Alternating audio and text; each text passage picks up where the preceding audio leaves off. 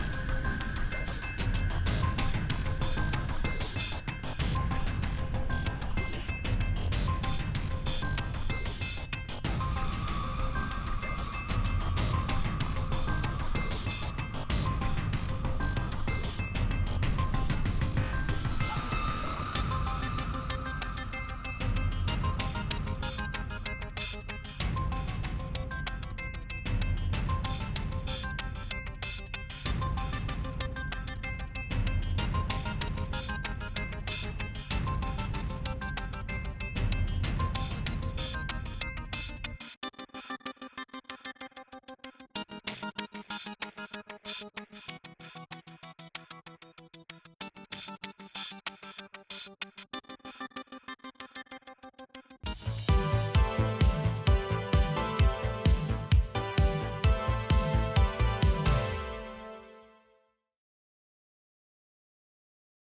everybody. Hello and welcome. It is I, Trooper Name SJP, game. and this is the Academic Foxhole. And I'm going to tell you some things, but before I can tell you anything in particular, what I must tell you is the name game. Come on, everybody. I said, now let's play a game. I bet you I can make a rhyme out of anybody's name. The first letter of the name, I treat it like it wasn't there. And then a B or an F. On M will appear. And then I say Bo at a B. Then I say the name, then banana, fanner, info. Then I say the name again with an F, very plain. Then a fee, fi, and a mo. Then I say the name again with an M this time, and there isn't any name that I can't rhyme. Rissa, Rissa, Rissa, Bobissa, banana, fanna, fofissa, fee, fi, mo, missa. Rissa, Krellin, Krellin, Krellin, Bobellin, banana, fanna, fofelin, fee, fi, mo, melon. Krellin, the melon felon. Do I have any more? I don't think so. The name game.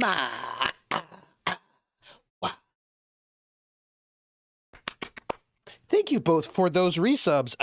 Thank you. Thank you very much. Woo, surprise. Hey everybody, I'm Trooper SJP, and this is the Mac Gaming Thursday, where I am currently playing through the Independent Game Festival's 2020 winner for excellence in audio, which is Mutazione, which is a game from Europe, vague Europe, about an island that had a comet hit it like 80 years in the past, and everyone there is mutated, and there's some ecological disaster, and we are playing as a teenager who everyone is trauma dumping upon, and we build musical gardens, and each of the little elements of the garden are like, each plant is like a different musical instrument, and we build the kind of sounds of our garden together, and that's really, really cool. Nugget! Happy Thursday. Okay, so I have to tell you a couple of things before we start. These are important things. One, I'm going to do giveaways today because I haven't done a giveaway in a while. So somewhere in the halfway mark. So, you know, like at 8 o'clock. Remind me and we'll do a giveaway. That's the first thing. Second thing, I've missed you all. Just so you know. Third thing, I did a thing in class today and I want to tell you about it because I thought it was really good. There's a fourth thing, which I don't think I can tell anyone. But I will say, no, that's all. That's all. I'll tell you the third thing. So right now I'm teaching American music and also the history of rock and roll. And the history of rock and roll, I have I kind of went through, you know when you, I don't know if you know, but for me, I use Scrivener, and I just started doing the thing like maybe 2 years ago where I put each of the class, so you got your course, and in your course I've got like usually 26 class sessions, and I should, yeah. You can't tell us you have to kill us if we wouldn't watch your streams. Oh, I love Scrivener too. Scrivener's great. I didn't mean to tease you with the fourth thing. I thought I could tell you, then I was like, oh, I should probably not jinx anything. So I'm not going to say anything just yet about the fourth thing. But okay, so anyway, I use Scrivener. And so at any given, if I have a lecture course that's 2 times a week, that's 24 class sessions total. And I always switch up my classes a little bit, you know what I mean? And I always have more songs that I can put on there. So what I started doing was making a different, like a little note card in Scrivener for each of the class sessions so that I can get an overview and kind of look at it all. And I also put all the songs I've ever used and any questions attached to it so I can like swap things out. So anyway, what I wanted to tell you was, so here's the thing that was kind of interesting.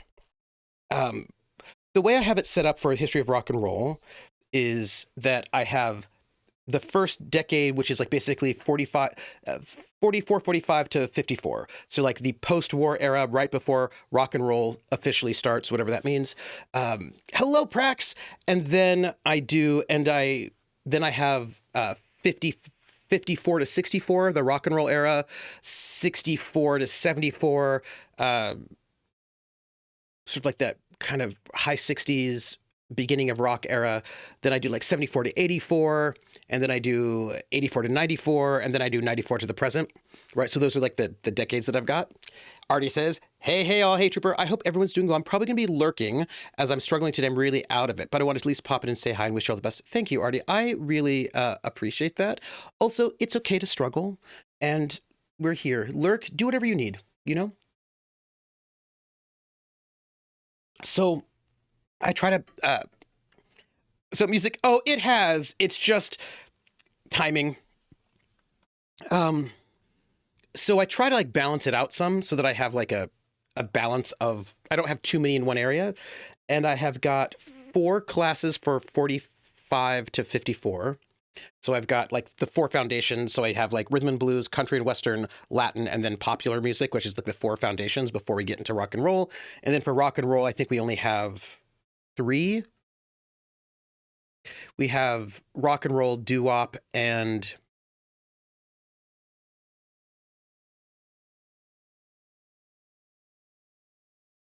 clean teens, maybe? I don't remember. But I know I have, folk. Sorry, folk. So it's rock and roll, doo-wop, and folk is like the 3 big genres before 64. And right now we're in the 1964 to 1974 moment, which is 3.5 lectures. It's the British invasion, California countercultures, and today I'm doing soul.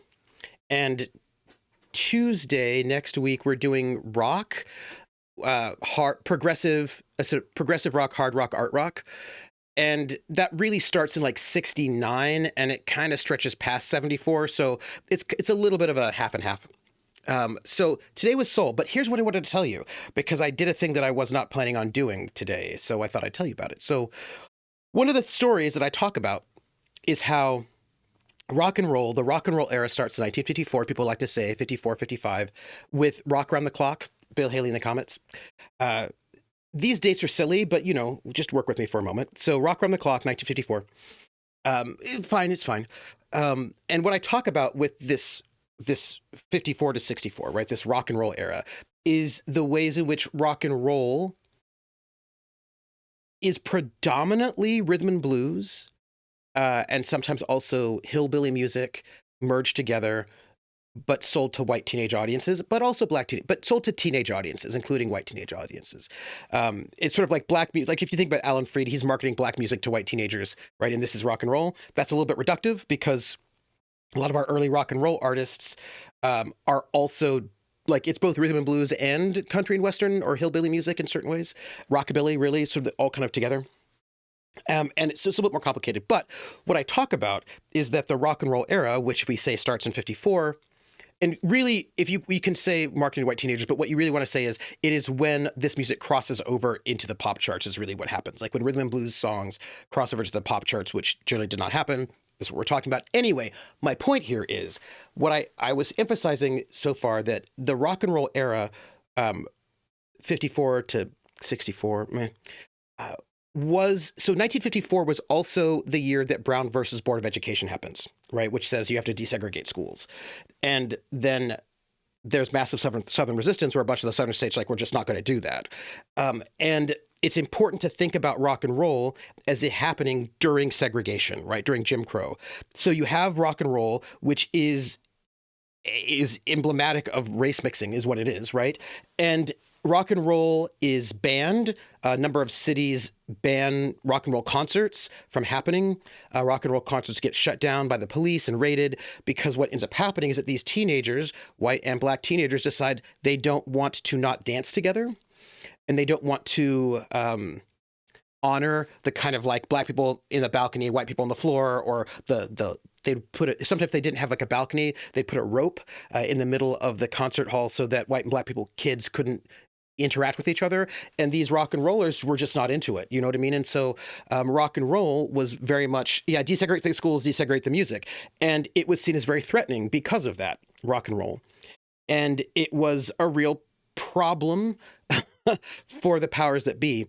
Also, I talk a lot about how rock and roll was very, very diverse in terms of who was performing it, right? You had people of multiple races, like you had white artists like Elvis. You had black artists like Little Richard. You had Chicano artists like Richie Valens. You had Korean artists like the Kim sisters. So it was very. You also had like Native American artists too. So it was like racially very, very diverse. The audiences were racially diverse. It was also gender diverse. You had a number of women who were part of rock and roll, like Wanda Jackson and Brenda Lee, Big Mama Thornton, right? So all those folks are there. Also, sexuality was pretty diverse. You had queer artists like Little Richard. You had a bunch of people in there who were doing their stuff. And so it was this very, very sort of very challenging sort of genre, rock and roll. People will say that rock and roll dies and, you know, the day the music dies, right? 59, when the airplane goes down and kills Buddy Holly, the Big Bopper, and Richie Valens. I think that's silly because that implies that nothing happened between 1959 and 1964 when the Beatles came, and that's ridiculous. Rock and roll did not die, but I will say that there was a concerted effort around that time period, like sort of 59 to 64, to basically destroy rock and roll. And it started right when Alan Freed, the DJ who sort of brings rock and roll to popularity, he has Dick Clark has this is all background to what I was going to say today. But anyway, Dick Clark has his American Bandstand, which is like all white teenagers. Alan Freed also has his own dance show, TV show, which is not segregated. And he had, on his show, there was a white teen and a black teen dancing together. So they worked really hard to get his show canceled and pulled off the air. And then actually then accused him of payola. They drove him out of the business. Dick Clark, who was also taking payola, was not driven out of the business. Elvis is drafted. Chuck Berry's arrested. A bunch of people are either drafted, arrested, or otherwise sort of pushed out. They get rid of Alan Freed. They basically do everything they can to basically shut rock and roll down because they found it too threatening, right? So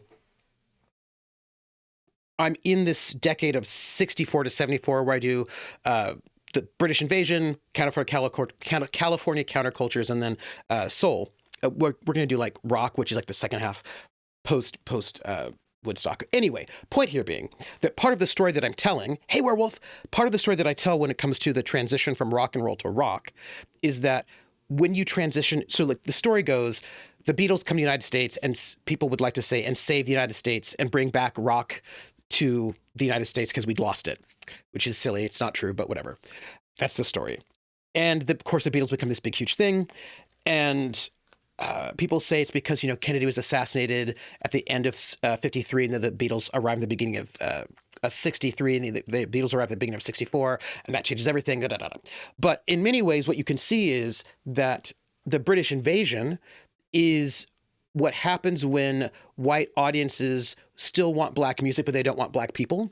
And so they get their black music from British people is what happens, right? Because the Beatles were very heavily influenced by the Isley Brothers and girl groups and doo-wop and Motown and all that stuff, right? And all the London bands are all blues bands, the Stones and the Who and all that stuff.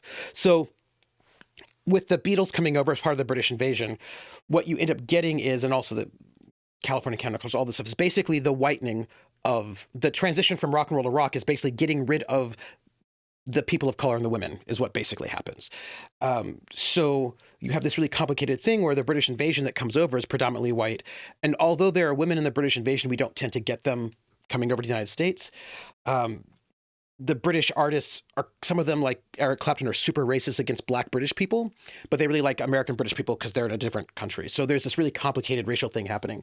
If you think about the most prominent black rock artist, which is Jimi Hendrix, he was not popular in the United States until he went to England, became popular there, and then came over as part of the British invasion, right? Krell says, there's a long history of American black artists not getting recognition until they go to Britain. Exactly. That's what happens, right? Hey, werewolf. Yeah. So I talk about the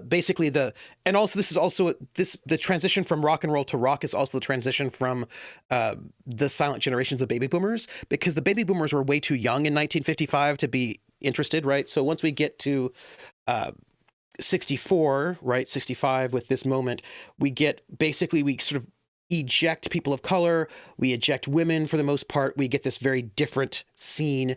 And so I did the British invasion, we talked about that, and that was mostly about what the politics were in Britain, because they had different class politics and racial politics that we don't tend to think about.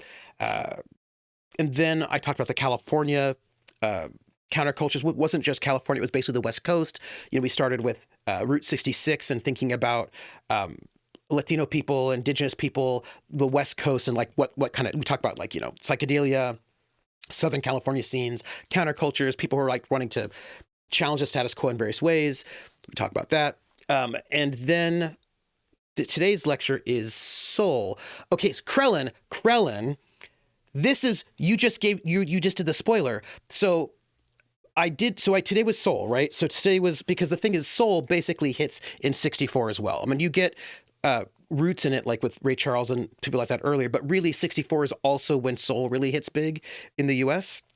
And I put together this soul lecture, which had Ray Charles and Etta James as like pre-64, a little bit early soul stuff. And then I basically wanted to go through Motown and Stax as the main two labels that are sort of driving soul. And I was going to end with Marvin Gaye, What's Going On?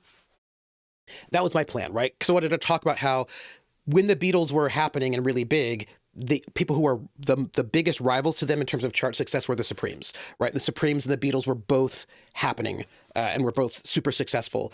And that there was so much crossover at one point in time that they actually got rid of the rhythm and blues charts for like basically a year and a half because they were the same.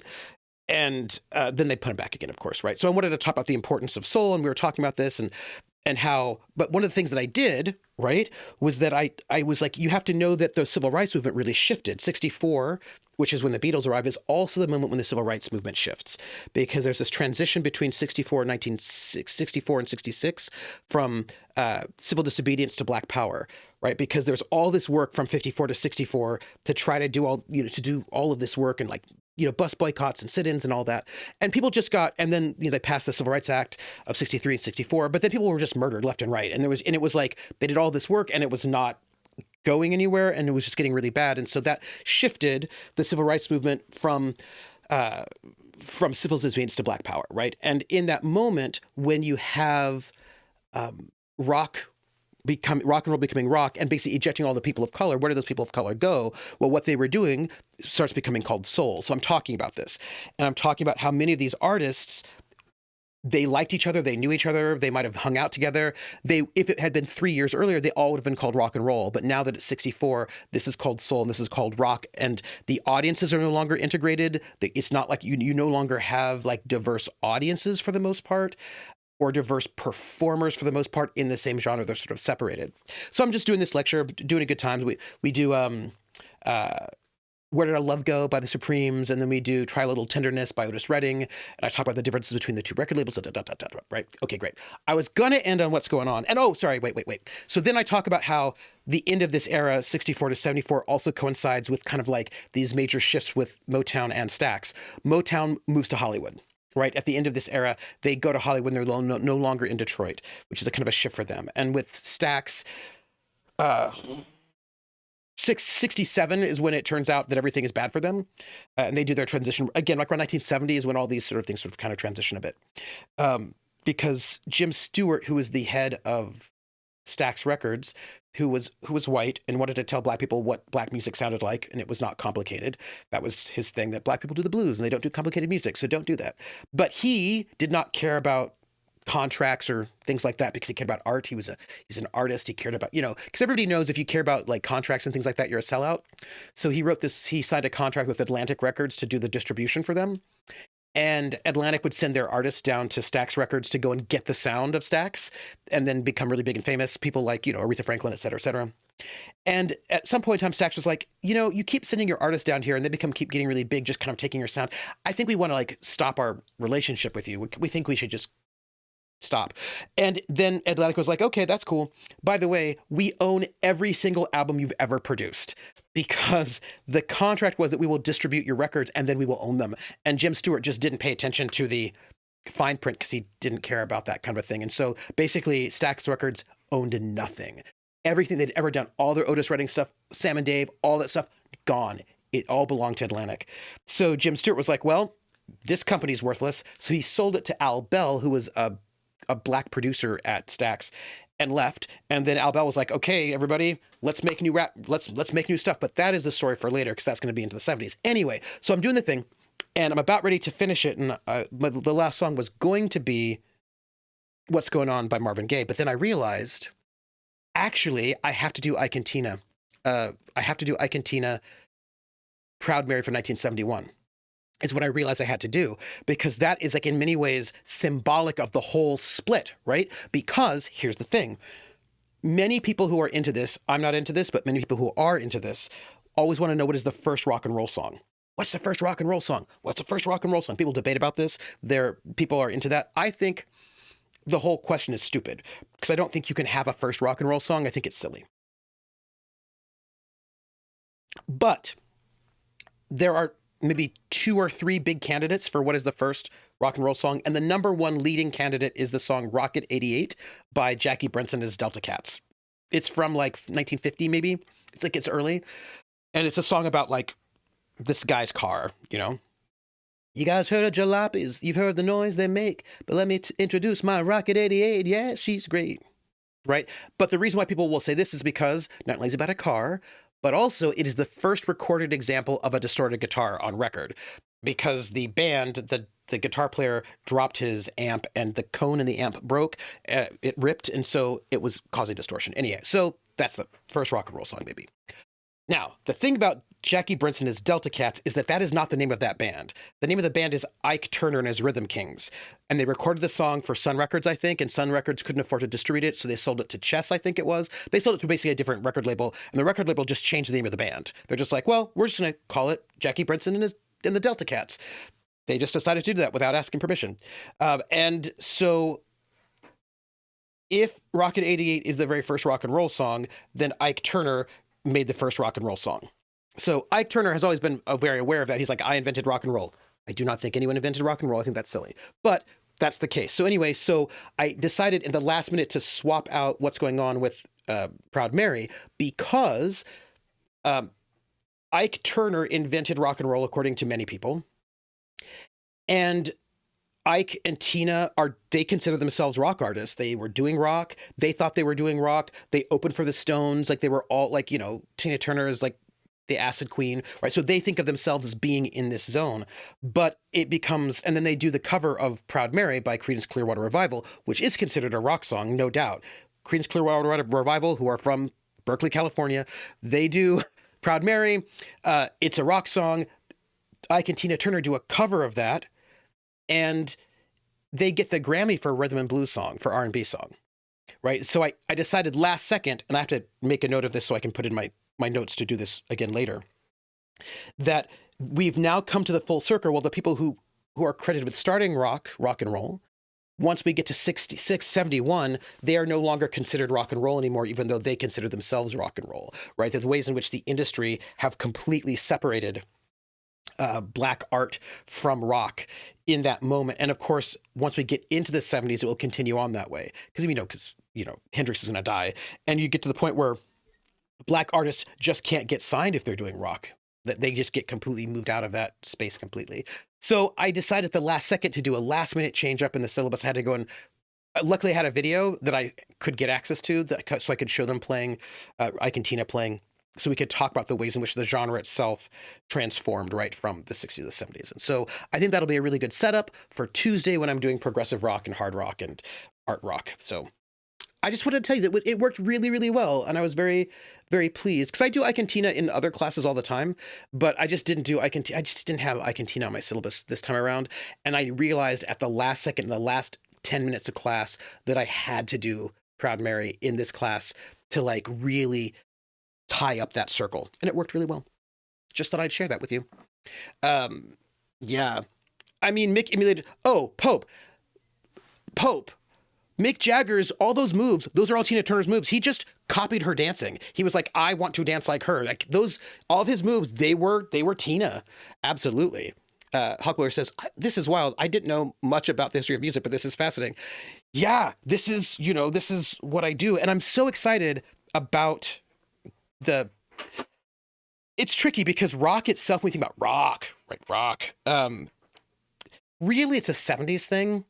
It starts at the end of the 60s, right? But it's really a 70s situation, because the best part of is the unintentional education. I know I'm going to play Mutazione though, but because the thing is, you know how Woodstock happened in 69? Yay, Woodstock, right?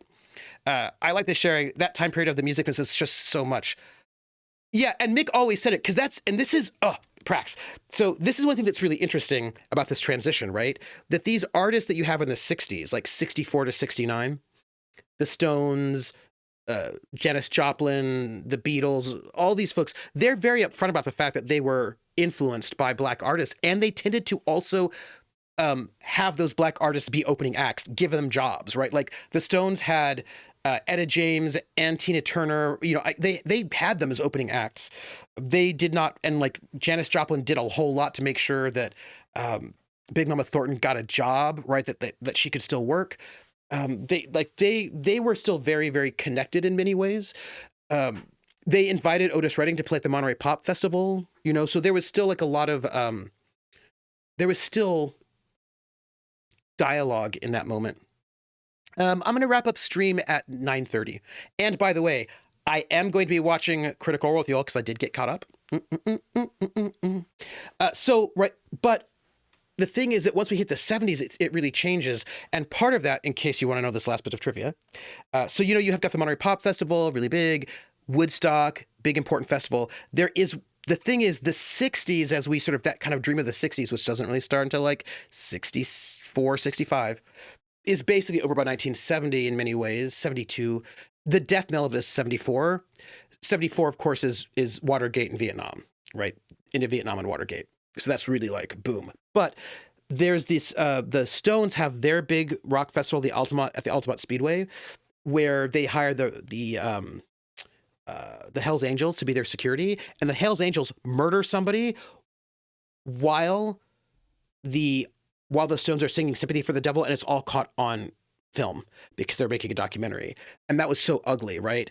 That people were like, oh no. But also at the same time, this is also when Charles Manson does all that murdering, and Charles Manson started in the counterculture. Like he was like not a hippie, but he was like, I can take advantage of hippies, right? He's like, because Charles Manson, they had that ranch, Span Ranch, and they had their cult out there. Well, that was like a commune. There were all sorts of communes like that were happening. People were like, let's peace and love and like tune in, turn on, drop out. And Charles Manson's like, yes, come into an isolated spot in the middle of nowhere. I'm going to give you a lot of drugs, and then I'm going to go and then we're going to start a death cult, right? So then when Charles Manson comes out and this kind of dream of like the hippie utopia turns into Charles Manson, that's not great, right? So all the kind of the dream and hopefulness of that late 60s is all basically destroyed by the beginning of the 70s. And that right there is when we really transfer into rock, right? So then we're going to move to things like the Stooges, and Led Zeppelin has their height there. And we're just kind of moving into a totally different space.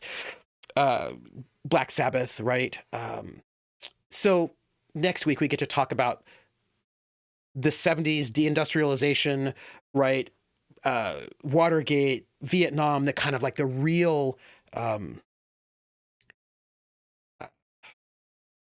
cynical downer, right? That is the 70s, and how that sort of like splinters off into different sounds. So anyway, last minute like executive decision in the middle of class was to pull in Ike and Tina, and that worked really well. I was feeling really good about it. I just like unintentionally learning math or expanding vocabulary from playing TTRPGs. Oh, I got good scores on my SATs because of Dungeons and Dragons. That's all I'm going to say. Anyway, I just wanted to tell you about the kind of cool last minute,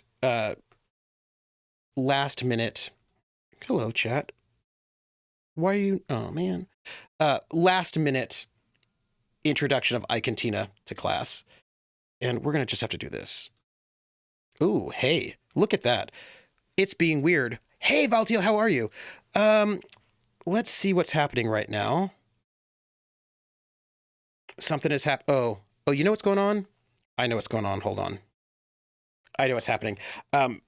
Something is hanging. Something is having an application not responding right now. And we're going to just have to here. I should have checked that a little bit earlier, but that's not what I want. There. Whoop. I'm going to fix that as we speak right now. I'm going to go and fix it so that it is okay. And then we will play Mutazione. I don't know why it's being so funny. Mutazione. Come here, Mutazione. How are you doing? and just hang out with me while we fix this. Let me go here and let's just do let's verify the integrity while it's doing its thing, and we'll continue chatting. Let's see. Prax says, I'm always here for the last minute, Tina. Me too. Hey, Valtiel, Prax says, we could leave Ike at the bottom of the Easter. We certainly could. Ike is not a great person. Let's just say that. Nugget says, I've been playing TTRPGs for a long time, but I can still barely add and subtract. Math is not my friend. Nugget, I don't think that's true. You play D&D, you could add and subtract, and there are people who are less good at it than you are. I'm just going to note it. Also, let's see what this has to say. It turns out it looks like they fixed it. Let's see. It had to reacquire a file. So I did a little bit of verification. Let's see how that goes while I catch up on chat. Okay. Werewolf says, my favorite thing is learning history from games. Oh, me too. It's why I love real world or near real set games. Of course, that's how I ended up researching lapis lazuli for weeks. Just recently got a lapis ring from Banff. Oh, games, man, they take you down weird paths. They do. Have you played, Werewolf, Revolution?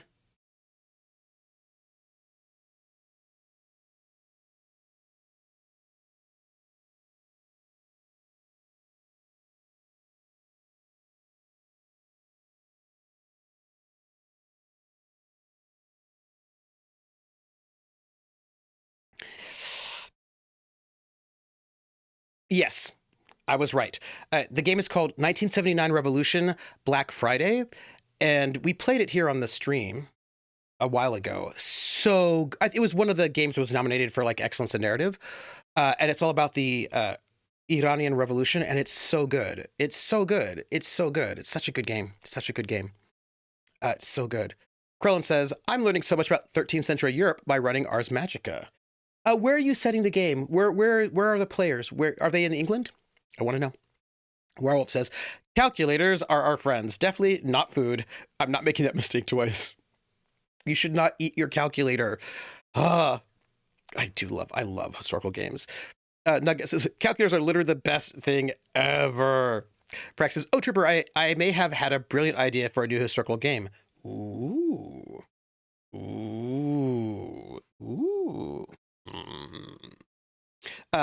Pope says, vampire always has me digging around in real world history. Me too. Also, Werewolf says, oh, it is. I have played that one. It's so good, right? Also, can I just say, I was so happy that Gugush was in it because, I do love myself some music history, and there's a little bit of music history in there.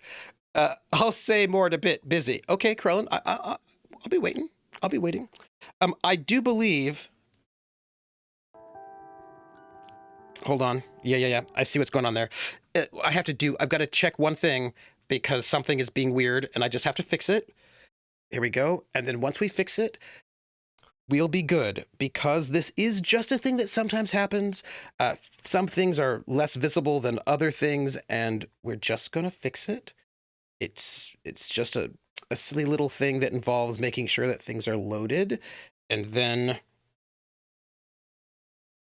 I believe if this is the case, oops, that's not what I meant. Here we go. Let's see.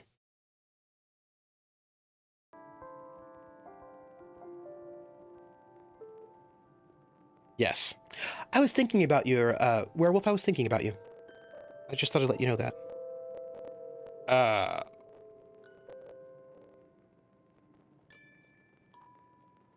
It's thinking, it's beach balling. I have a question. I don't think we are in game mode because I don't want that. Look, it's having a moment. It's beach balling, you can tell. Let's just chat a bit more while I think about this. Just, how are you? It's not responding. I do not know why this game is giving me such trouble. sad Mutazione, but you know what? That's okay. We can do it. We can work this out. We can work it out. We can work it out. That's a good one. That's one I do. That's a Beatles song that I quite like. So people think that I don't like the Beatles, and it's not true. I do like the Beatles. I just don't like how people talk about the Beatles. People talk about the Beatles in ways that are very irritating and annoying. So let's see. We're doing a check. Now I'm checking up. You know what's been bearing in my brain? Tell me. Time travel. Time travel agency with the GM switching era per era, inspired by Timeless, the TV show. It's my head, you know. For later, though, definitely for later. You know, Werewolf, GURPS has quite a bit of support for time travel. I'm just saying that is true, in case you didn't know, because, I mean, I knew. I'm just pointing it out. Not that you care, but I'm noting it. I'm also restarting Steam. Because okay, Lord Recluse's face has been punched, and I can type now type more. Good.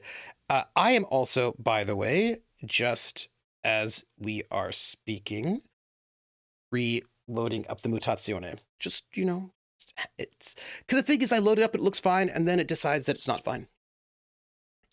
Okay, current idea is set a game in Sicily during the Caliphate. Oh yeah, okay, hold on. This is what we need to deal with. Hold on. Okay, we need to turn the game mode off. I don't want it on, I want it off.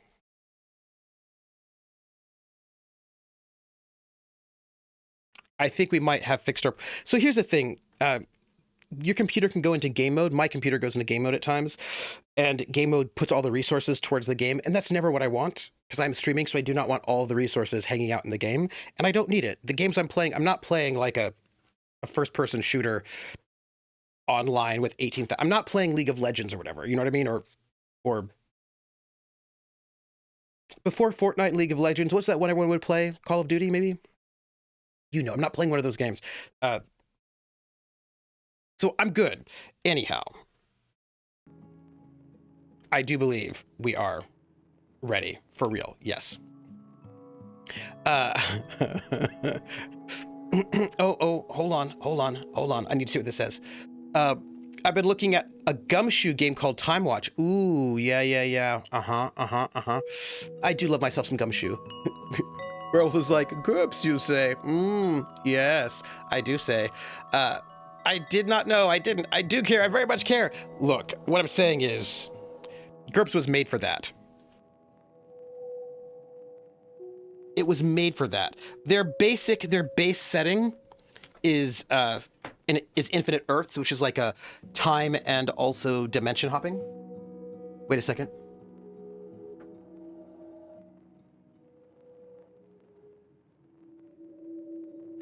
I do not have all of my GURPS books on this shelf right now. Some of them are still in a box, but I do have the latter part of the alphabet up, so I can just show you this.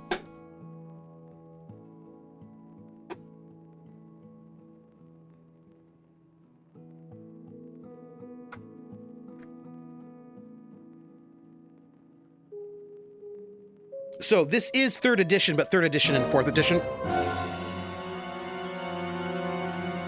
are compatible. Wait. There we go.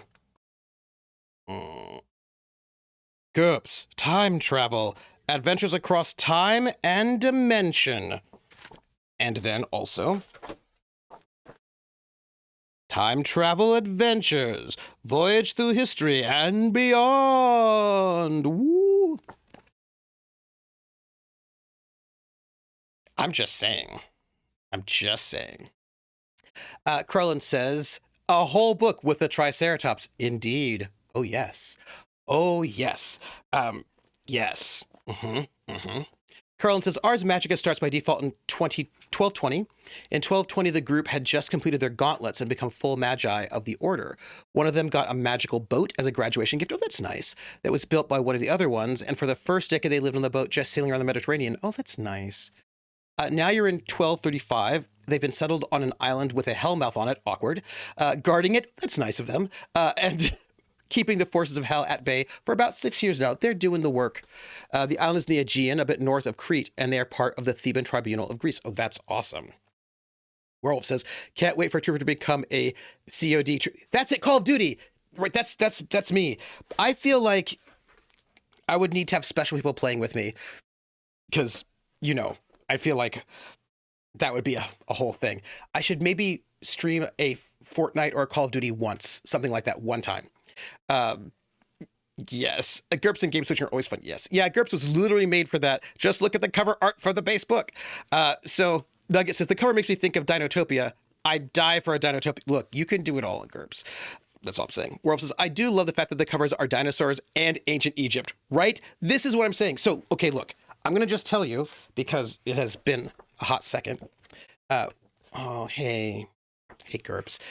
The time travel adventures. There are 1, 2, 3 adventures in this book, and they are Titanic! Exclamation point. Annihilation. And Soul Burner. So the Titanic is, you know, you can guess it's about the Titanic. Annihilation is, well, this is interesting. We've got some background. It looks like we've got Tel Aviv, October 1973. We've got Egypt, 1798. Kemet, Egypt, 2503. So there's a bunch of stuff going on there. And then Soul Burner.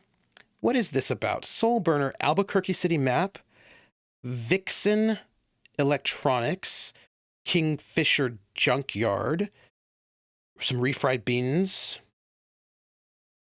What is that? What is that last one about? Sorry, I don't know what it's about, and I need to know. Okay, wait. The back page will tell me. Titanic, I fell off my chair. Wait, hold on a second. We've got things here that I need to know. Let's see. Hey, Trooper, says Krellin. CR just dropped a new series with Titmouse where a bunch of artists and guests draw the action near real time called Draw Your Weapon. They edit like it's a sports show with announcers and everything. Oh, that sounds amazing. I love that. In the intro, they talk to the Jim about why D&D, and his answer is, because of course D&D. Hitting with a jab of what else are you going to play, GURPS? Of course, GURPS, obviously. It's a beekeeping. Okay.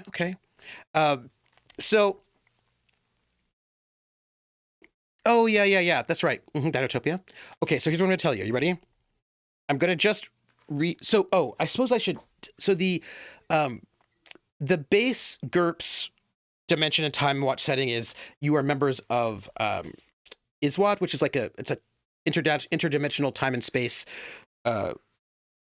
group that's meant to try to like keep things okay and like also track timelines because there's a lot of like infinite.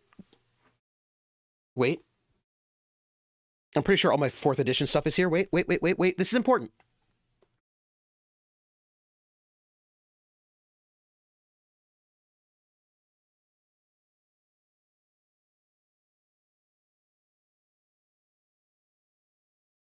Wait.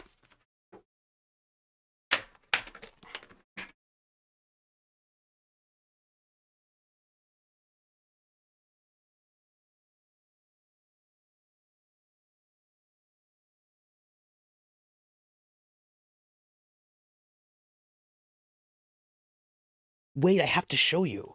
Or else I'll be irresponsible. Okay, so, well, let me know what the book is. Let me know. Give me the information on that book. Let me see if I can find it. All right, so when they went to 4th edition, right? This is Infinite Worlds, which is the 4th edition setting for the GURPS time travel, etc. So it says, Infinite Worlds, Infinite Adventure. The good news is we can visit other Earths. The bad news is somebody out there doesn't like us.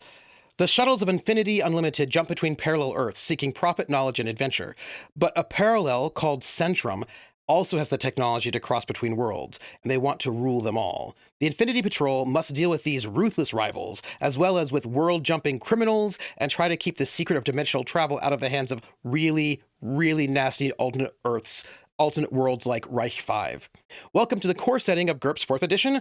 Any campaign can be on one of the Infinite Worlds timelines, whether they know it or not. Compiled by Kenneth Haidt, the master of alternate histories, GURPS Infinite Worlds combines and updates materials from GURPS Time Travel, GURPS Alternate Earths, and GURPS Alternate Earths 2 into one full-color volume and gives dozens of new worlds to explore as well. This book also gives detailed rules for time travel with 3 different campaign frames. Whether you're playing accidental travelers or the hardened troops of the Infinity Patrol, this book is your gateway to adventure. Infinite adventure! Ba, ba, ba, ba, ba, ba.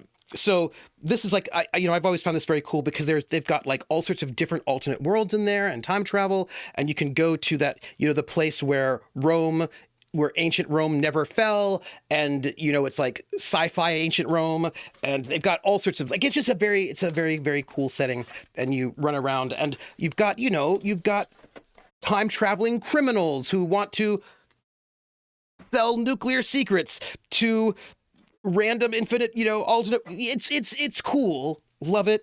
Fun times. And it's all there. Yay.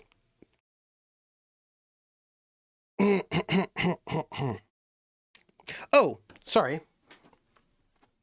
I wanted to find out what that adventure was, right? And then we're going to play Mutazione. So, time and dimension unfold only for the bravest adventurers. Step into history and visit Egypt during the building of the Great Pyramid. Travel on the most famous steamliner of all time, the Titanic. Or journey to an alternate Earth, rich with magic and populated by demons, vampires, and worse.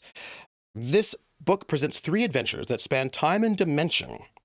Offers intriguing puzzles, dangerous encounters, and excitement on the brink of disaster. Titanic! Sends time agents to 1912 to board the doomed transatlantic liner Titanic. The PCs must block a stopwatch plot to save ill-fated passengers, people who, if they live, will further the enemy's cause. However, the operatives can't intervene until after the ship strikes the iceberg and begins sinking, starting a race against time and impending disaster. The second adventure, A Nile Elation, begins when history suddenly changes. The Great Pyramid at Giza was destroyed in 1973 by a nuclear bomb. Stopwatch must be to blame, but when did they plant the bomb, and how did they get it in unnoticed? Time agents travel to 3 separate points in history, from the late 20th century to the 3rd millennium BC, to unravel the deadly plot. And then lastly, Soul Burner sends Infinity Police to an alternate Earth where magic and modern science both work. The PCs battle demonic drug lords and forces of darkness while trying to save stranded agent. Each adventure includes maps and diagrams, plus statistics and equipment for all non-player characters. The GURPS Basic Set and GURPS Time Travel are required to run these scenarios. And this is from 1992. Making it 34 years old. There you go. Have played that setting once, then the GM moved. Pope says, this reminds me of one of the original Mutants and Masterminds villains who was a time-traveling art thief, one of my favorite antagonists. Nice! Nuggets, damn, years before I was born, wild. Nugget, don't make me feel old. You don't have to do that. Because Nugget, you're like a full... Don't even apologize. I am old. You know what I mean? So, like, it's fine. It's not even a big deal. Anyway, GURPS is great for time travel. That's all. I'm just noting it. And Riss is like, my spine crumbles to dust. Yeah. There we go. Pope's like, thanks for reminding me to take my heart meds. We are still in Swamp Island. We're in the evening. I believe we have got people to talk to, a band performance to have maybe, trauma dumping to have as well. These are all possibilities for fun and excitement. Hi everybody, I've missed you all. I've been having a time, my friends. It has been rough. And by the way, I want to thank you all for being understanding when I had to cancel a stream or two. And I'm really sorry about canceling Traveler last week, but there will be Traveler tomorrow because, but I had to, because I had to be on the phone, and that was how it was. One of my players in my Monday game group, currently the Ars Magica group, was, when I first started playing with him, literally half my age. Poops, it's glad to see you here. Wishing all the best. Thank you. And I gotta tell you, all this stuff that's going on and the behind the scenes is taking up so much time, and now I'm so behind in grading. I've got so much like class stuff to do. Ugh. It's all right though. That's a conversation to have at a different time. We're gonna just see. We're gonna play this video game a little bit. See what's up. Canceling game gave me an opportunity to get more done on the quilt I'm making for Blair's wedding. Oh, well, at least that's a positive thing. So, yay, yay. You know, I just hate to cancel games. Bo pick. Left. You can't move the ball by shouting, Bo. Trooper is the youngest player in my Cthulhu game. It's true. I'm the young one. I'm the baby. I'm young and I'm young and healthy. So let's be bold. It's a song from, it's either from Gold Diggers of 1933 or it's from 42nd Street. Well, I'm young and healthy and you've got charms. Actually, I think it's from 42nd Street because I think that was Dick Powell.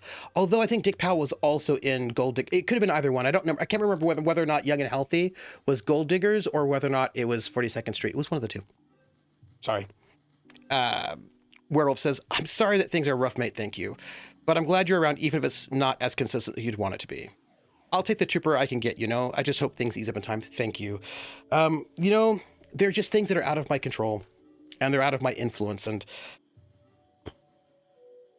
I just hope everything works out.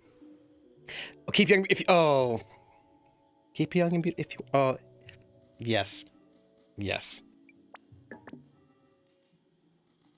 I believe the version of Keep Young and Beautiful If You Want to Be Loved that I know, Rissa, I believe is from Marion Harris. Prax says, playing with a variety of ages just makes for great tables. Yes. Trooper also makes for great tables. Oh, thank you. I do try. I also have to work on this wig. Oh, hi. Annie Lennox. Yeah, but Rissa, I think that's actually, I think that's a cover. Keep Young and Beautiful If You Want to Be Loved. I believe that's a cover of a song from the 30s. I think so.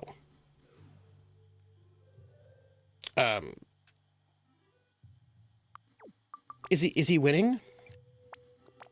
Yes. It's a draw. Guess you saw Spike and Moo on your way in. Hope they hurry up and make friends again. I want to play through some of the new stuff before we go on. Ooh. Yeah, but Eddie's the one you know best. Just like Cyndi Lauper has on She's So Unusual, she's got a song. I think He's So Unusual actually is a song from the 20s. I should have just spoken to you. I'm bad at speaking. It was the first time in a while. It didn't feel like I was drowning. But I was still thinking about me, not about you. I'm going to do better, okay? Enwa, skuma. You're everything I've got left. I know you meant well, kitten. And perhaps I'd been sitting on those feelings too long. Hey. We need a fresh start, okay? If you're on dry land for the first time in a while, let's spend some time together. Talk, look at how to be grown-ups together. I'd like that. Would you like me to apologize to Claire as well? Nah. Save that.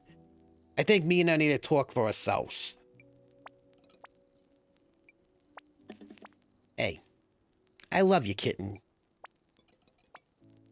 Can we play some smashy guitar now? Yeah, I reckon. Oh, you know there's only one tune in the people's heads, right? Too soon? Ha! Gosh darn it, I can't hold my mopey face still for you, you know? Yeah, go on then. Let's play some music for folks. Oh, Nugget's going. Oh, Nugget, wait, before you go. You can't leave before you tell us what you're making for dinner. That would be a crime. So you should at least tell us what you're making for dinner. By the way, I will say for the record, I made dinner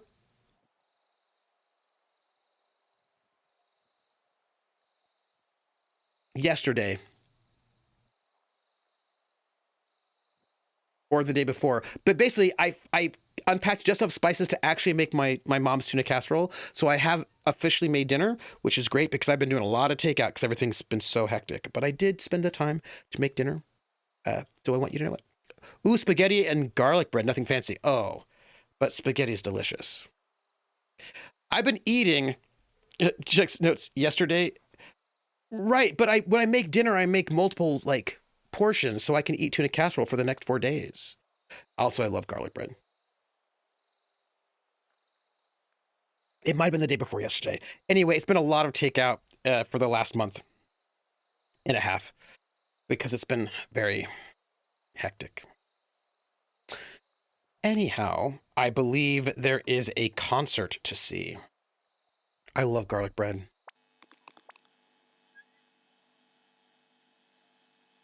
Oh, okay. I would like to point out that we have Grobert in the corner crying in the other room. There was also this restaurant called Gaspare's over in San Francisco, and they would have garlic bread, and they would make it with like sourdough bread, and they would be like actual just garlic, just minced garlic on the bread. And they'd bake it, and they'd be like butter and all of this like minced garlic that you could just see. Ah, oh, I love garlic bread. I love garlic. That's all. Stacey has a pork loin in the crock pot. Oh, nice. I've got another 4 days worth of, or 3 days, another 3 or 4 days worth of tuna casserole. And I'm happy about that.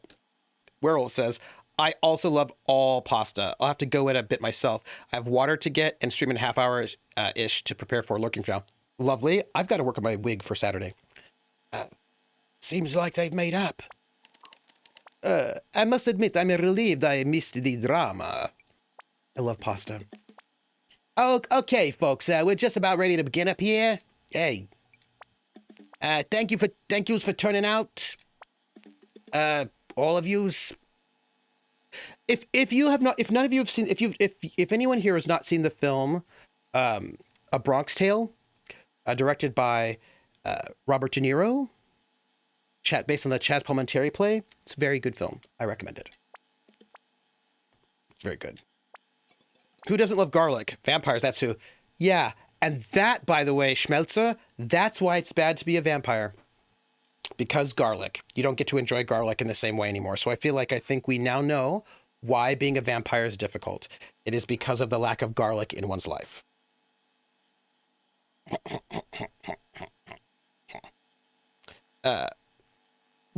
Prax says, also the Bronx Tale musical that was on Broadway a couple years ago. Was that good, by the way? I've heard about it. I didn't get to see it, though. Krellin says, cooking and garlic made me think of a thing I have to frequently check for Ars Magica, the Columbian Exchange. Basically, I often have to ask, is this a thing in Europe, the thing Europe has yet? Let me tell you, Krellin, so many things Europe did not have yet. And I'm so sad for Europe back in the 1100s because so much they did not have yet. Ooh. Just like any other gig, okay? Come on, let's play.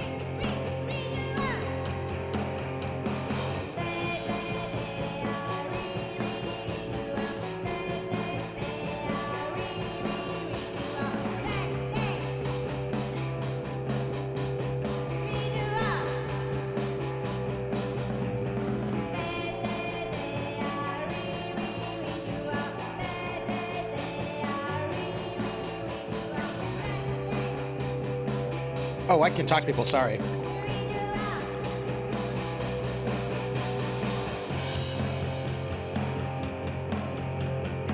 It brings up old memories, doesn't it? What?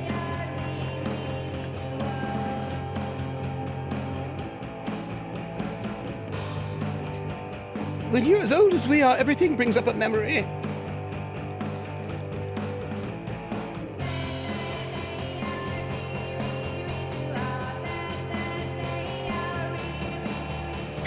Still, it's hard to watch the younger ones struggle.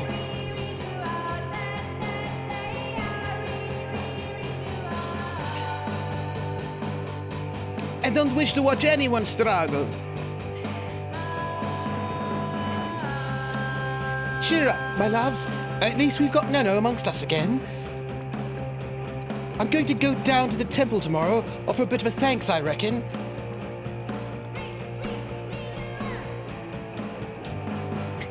Well, indeed, offer some thanks for me.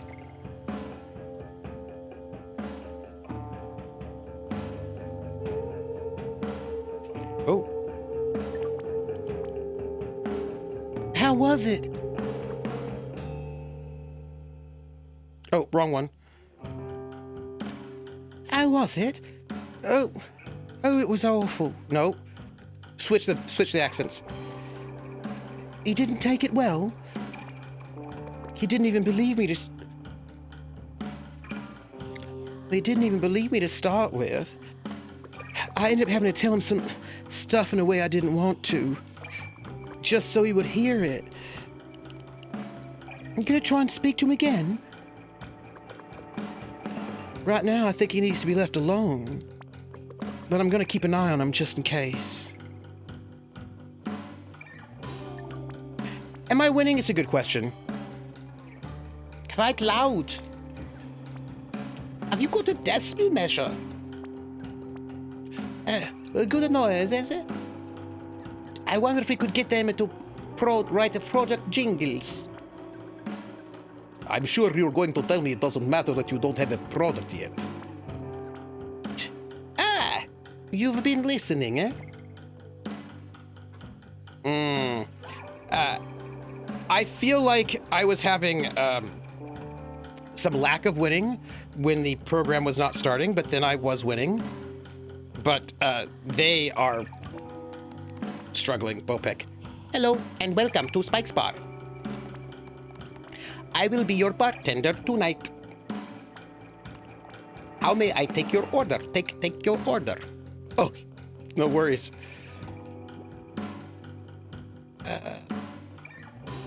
Oh, he is very sad. He is sad.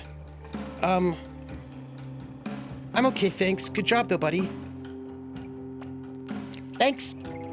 Yeah, can I talk to you? You seem sad. He's very sad. You again. I got to see comms in my hair. Angel's hair. Angel's hair. Kinda seaweed. Seaweed.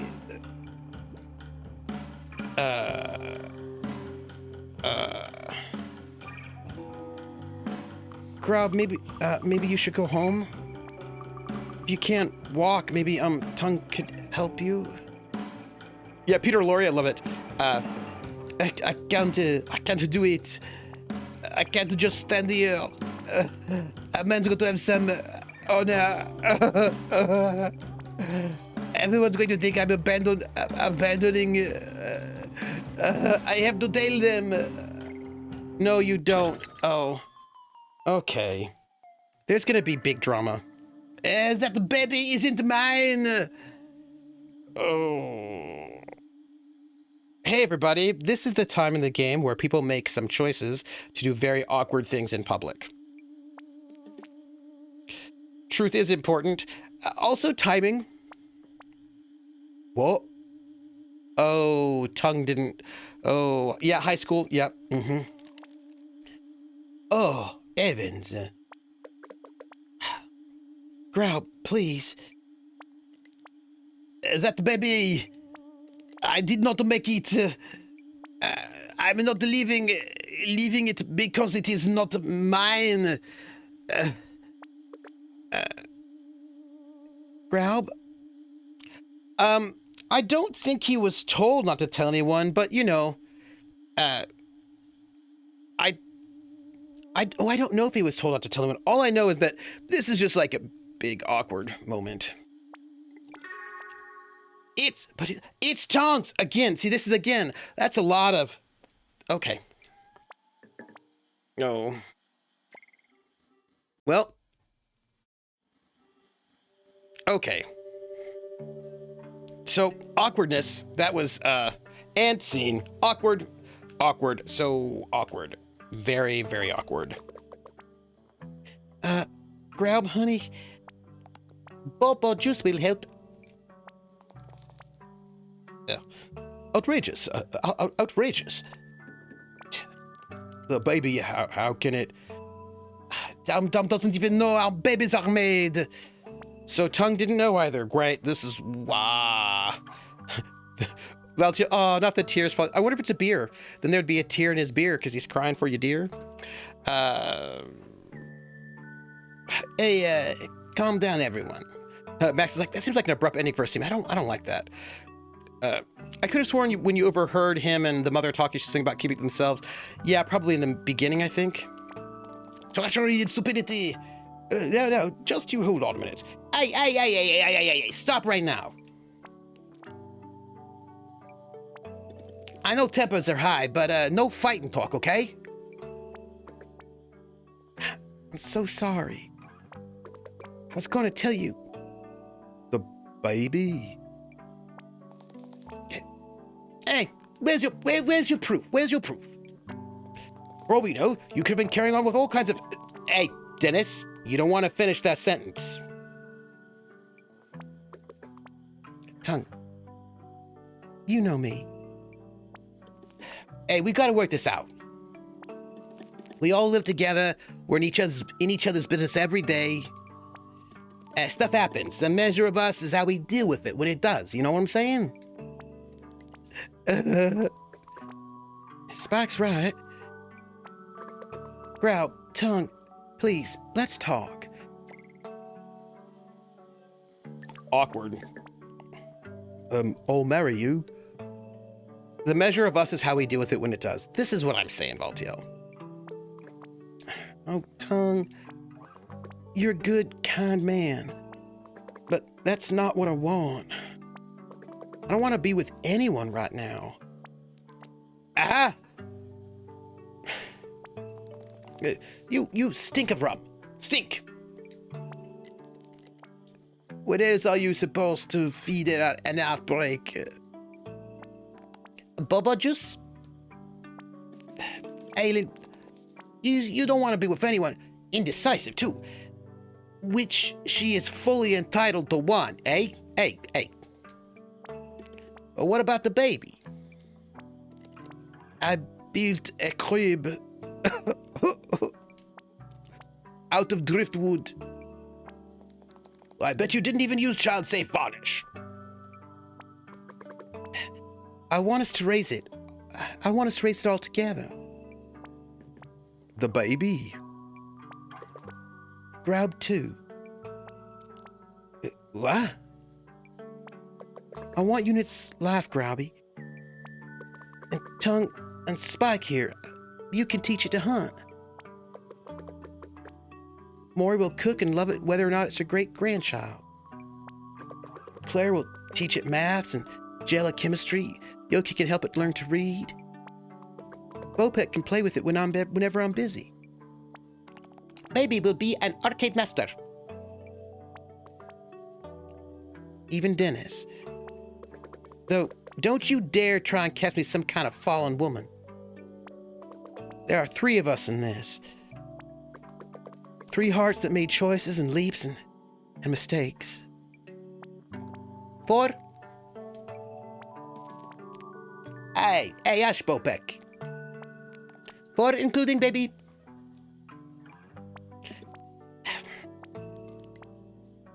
I can still be a papa? I would say they would cook it. They would cook it, the baby. I don't know what I'm doing. I can't. No one does, son. I remember your dad telling me, well, no one has a clue how to do it until they're doing it. You know, there. Think of it this way.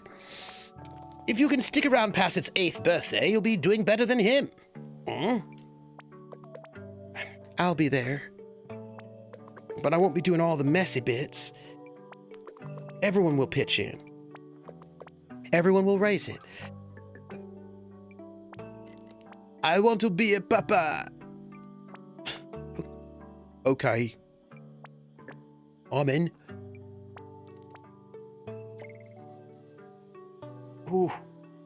Ooh, yeah. Oh, yeah, that's some drama on day 5, huh? Yeah, well, I guess we're gonna chat with each other while we walk around the town. Oh, you know what I should do? The game has a whole thing about this. Hey, look, there are rats by the docks. I love that. Some, what's the word? Verisimilitude. What I thought I could do right now, I feel like there's a lot more fauna than there has been before. You know, we should check our diary because it'll give us things to note. Once upon a time, that's how babies were handled, raised by the whole village, everyone doing a bit. Absolutely, because, you know, part of the whole situation is that we didn't necessarily have strict differences between home and work in the past.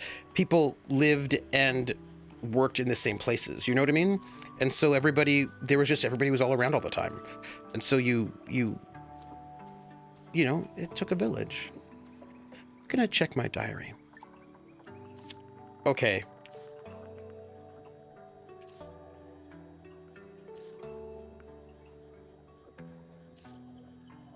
Okay.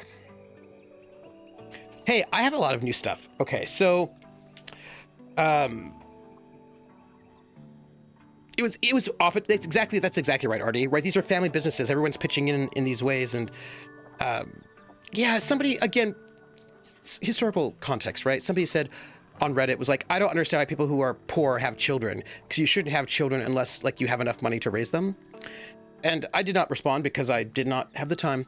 But I was like, I think you don't realize that, because of course he was thinking you need to like hundreds of $1,000s before you can have a child, which, but I was like, for many, especially in many times and places, if you were very poor, you needed more children because those children would help on the farm. You know what I mean? Like, and they would help with labor, and also they were your retirement plan, you know? That's just what I'm saying. This Dr. Pepper is very good. Yoke said to go to the archive and hear about the secret code he's been translating for me. So, Lani was trying to hide the magic garden stuff from the scientists? 7 gardens made of 7 moods, like the Birdman poem? I wonder what happens when they're all planted. Apparently, Jell-A can tell me more about the garden mystery. To the cave! Whoa. That's heavy, I had no idea. Sounds like this fung thing is really powerful, but also totally dangerous. But maybe there's a way to get to it without dying? So Tung's yard has a good spot for garden growing, apparently. Oh, I really liked that mood. It felt great, fresh and free. I promised to grow Tung some Woobjin root for his boat paint. Maybe it was weird to ask if he felt a mood change from the garden, but, well, what if it's all just in my head? Afternoon. I wonder if Maury's heard anything about Spike and Claire. I can't believe Maury held that in all day. She's got more stamina than I thought. I should go make it with Grandpa. Oh my gosh, 5 days of being kept totally in the dark and suddenly is all like, let's go on a shaman spirit journey? Like, what? But also, cool. Evening. Should go to the salon and see if Aylin needs any moral support. Oh, sad face. I wonder if Mew and Spike have made up. Oh, okay. Band night's on. Stoked. Also for their relationship or whatever, but band night. Band night, band night. Uh-oh. Uh-oh. OMG drama. How are they going to sort it out? Somehow, this has made me like Grau more. I guess it's because he doesn't want to walk away even though it's not his and Aylin doesn't want him anymore. Tung still seems in shock. I should check in on him tomorrow. Claire ran out. Did Maury go after her? I'm just completely wiped out. So, we're going to just see if we can find Claire and Maury, then we're probably going to go to bed. Not me, but you know. You know what I'm saying. Child rearing. It was often said by a person that probably has always been well off. This is what I'm saying. Like, also, I just kind of feel like, look at this garden that I planted. It looks pretty good. Also, what happened to the sound? Oh, stop. Wait, listen, watch. No sound, right? I walk into the garden area.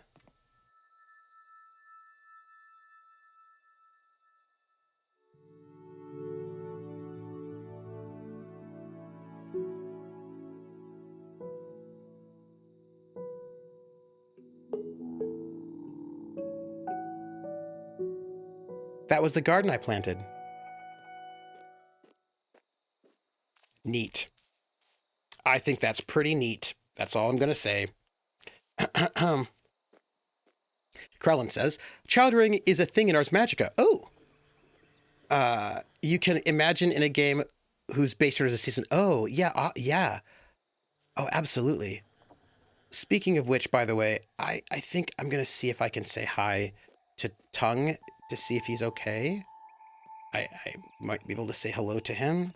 Or not. My Monday Covenant is dealing with raising their children. They're effectively wealthy merchants, so they have a lot of staff to worry about that sort of a thing. Not bad.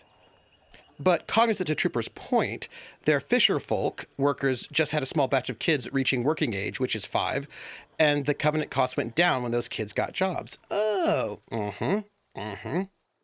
Artie says, especially if it is something like a family farm, as there are always many levels of jobs that need to be done. Right, and I think about, and I'm sure people are like, oh my God, that's so terrible. But, I mean, I don't know about you, but when I was a kid, I didn't live on a farm. I lived in an apartment in the city, but my mom would ask me to do things. You know what I mean? Like she'd say, well, actually, also when I was a little kid, I actually did live in the mountains. And when I was a little kid in the mountains, I was 3, and they'd be like, go check the chicken coops for eggs. And if there are any eggs, go get them and bring them in. Right. So, you're always doing little things to help her out around the house. There are all sorts of things you can do that are age appropriate. Okay, here we go.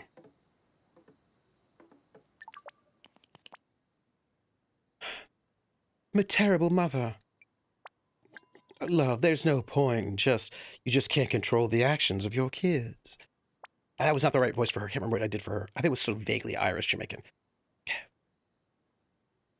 I always thought Mew. They're definitely closer in age. But the heart goes where the heart goes. She took advantage of him. I can't believe I've been talking her through this, comforting her. He's old enough. Young, but old enough. Maybe this will be the making of him. He'll have to grow up. I've just been so wrapped up in my own... Did I disappoint you, Mum? Falling for someone who left me, raising a son who... Oh, this is 3 generations right there. Love you now much as I've always loved you. I don't think about that. More than the moon and the stars and the deep blue sea. You'll work out how to help. Oh, Lord. Can be a great grandma. I'm going to be a grandmother. Oh. Oh. I feel like this means, it's time for me to go to bed and also do a giveaway. So in 5 minutes, we're going to do a giveaway. And, just make sure you say something in chat and then you'll be entered. Poor Claire. Surprised Maury was so supportive. Family's family, though, I guess. I'm completely wiped out. So we're going to go upstairs. Carl says, yeah, I can imagine the youngest fishers, the 5-year-olds, do things like check the net for holes, coil rope, sort fish by type, little things like that. Exactly. Or just even little things like moving things from one, moving things inside, things like that. He's sleeping. Hey, I'm sorry I disappeared. Perhaps it was a cowardly thing to do, but I've not yet regained everyone's trust. I could not usefully intervene. I fear my absence, this imbalance, this solidifies my resolve. Tomorrow we will journey to the spirit world and return the community to the balance it so needs.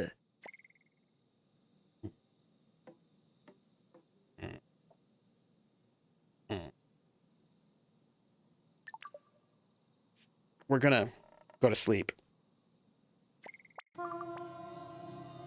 We are going to read chat because that was a music change. Artie says, I mean, the young children aren't out in the fields working, but there are many things that are simple enough that children can do to help out and teach them about the farm. So when they are older, they do have that familiarity. Absolutely. I mean, like, I always wash dishes. You know what I mean? You can always do something. Volpus is like, it depends on what you're giving away. Carl says, oh, yeah, some of the named children of the Magi are, in fact, employed as the Covenant teamsters, which in this case means they're the ones that move stuff from the boat to the house and put them away. You put away groceries, right? And children usually start with feeding the animals, right? You feed the animals. Yeah, when I was 3, I would feed the animals. I would pick up the eggs from the coop. You just basically, you just help out. You help out. That's what you do. Exactly. So, this right here is a thing. Yeah, gophers are a common, simple task. So we're going to do an old and a new bundle. The old one is going to be, let's see if this works, because it's from October 2020. There is a Sunless Sea bundle that I have, which is exciting. And we're going to give this one away. It's the Sunless bundle. And we're going to see if this works. We're going to see if this works. Nightbot? Volpez, I have a Sunless Sea bundle for you. Would you like it? Go for this, go for that, just in case anyone isn't familiar with the term. Nice. Volpez, I have a Sunless Sea bundle for you. Pass it on. You own them all? I see you. That is fine. Volpez, then let me go to the more recent one. Would you like... Where are you? Demon Ex Machina. I have a game called Demon Ex Machina. Do you have it? Let me know, because that one I can also give you. That'll be the new one for the current moment. Haha! Excellent. I'm going to send this to you. This key should work because it's, less than a year old, so it should be good. So what they did was they started making their keys expire, but the old ones don't expire, so I still have them. Volpez. And then for our Sunless bundle. And the kids are also getting a much better than typical education. The Magi don't do the teaching, but on that staff are a language tutor, a physician of Salerno, the only school that taught women at the time. Oh, cool. And a Catholic cathedral schoolmaster. So any kid that wants to learn letters and numbers can. Oh, that's wonderful. Next winner. No, not me. Nightbot, not me. Not me. This is the first time I think Nightbot has ever decided to give me the prize, but it is not acceptable. Krellin, do you have the sunless sea, the sunless skies, the sunlessness?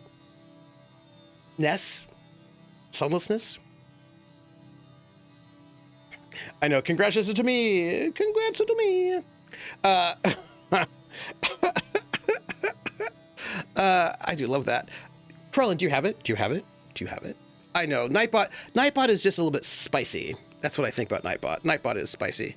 Ooh, okay, good. I'm going to send you, Krellin, the sunless links, and you should let me know if they work. Because we are hanging out in experimentation land, and I appreciate that. Let's see. I'm going to give you 2 keys. 2 keys.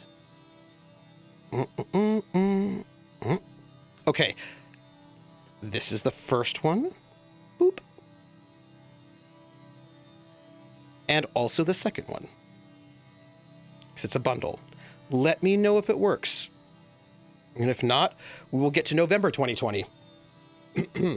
So. Oh, I feel very excited. Okay. I think we are now going to go into day 6 in the night and have some kind of weird hallucinogenic dream. I think I'm dreaming.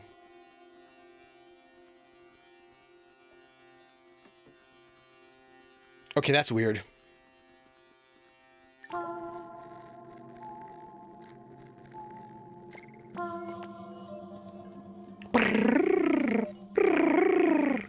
If you like the Sunless Sea, there's a new demo on Steam for Tides of Blazefall, a kind of pirate game in the style of Sunless Sea. Ooh. What? Who? You. You are awake. I'm trying to be a bird. Open your eyes. Oh. We're in Saturday dawn. Wait, what?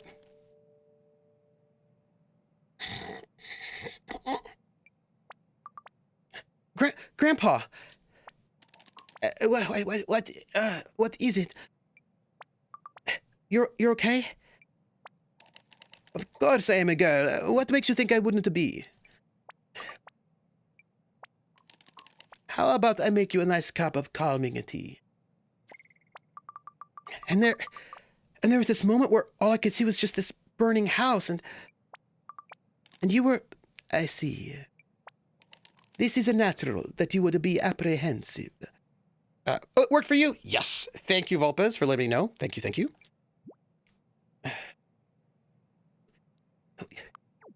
You don't understand. Your brain is processing some of the more lurid events of the past few days. Combining it with your anxiety about my health, and quite understandable that apprehension about your first journey into the spirit world.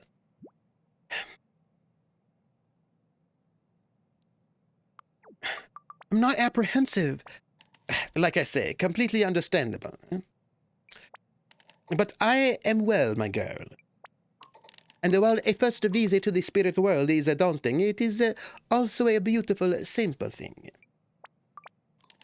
But a distraction, that is what you need, and I have adjusted the thing. I don't know if Fung is the spirit world, but maybe Fung exists also in the spirit world? We need 2 things for the ritual this evening. First, an entheogen. I will stay quiet. I tend to use scrapings from the cap of the evanescence mushroom. The band, do you know them, the evanescence? It's a substance that a little like chamomile tea will affect our mood, relax our conscious mind, and allow us to let go of the physical world. I have something to have to tell you, by the way. Where do I find it? Oh, you'll have to grow it somewhere dark and damp. There is a plot verse just right for cultivating it in Jell-A's cave. I would wait until lunchtime, though. Jell-A is rarely active before the noon. So the other thing? Oh, I think it is a time for you to make the friends with the dots. Don't look at me like that. Honestly, is there no room for mystery in the lives of the young these days? Just find your way up into the treetop.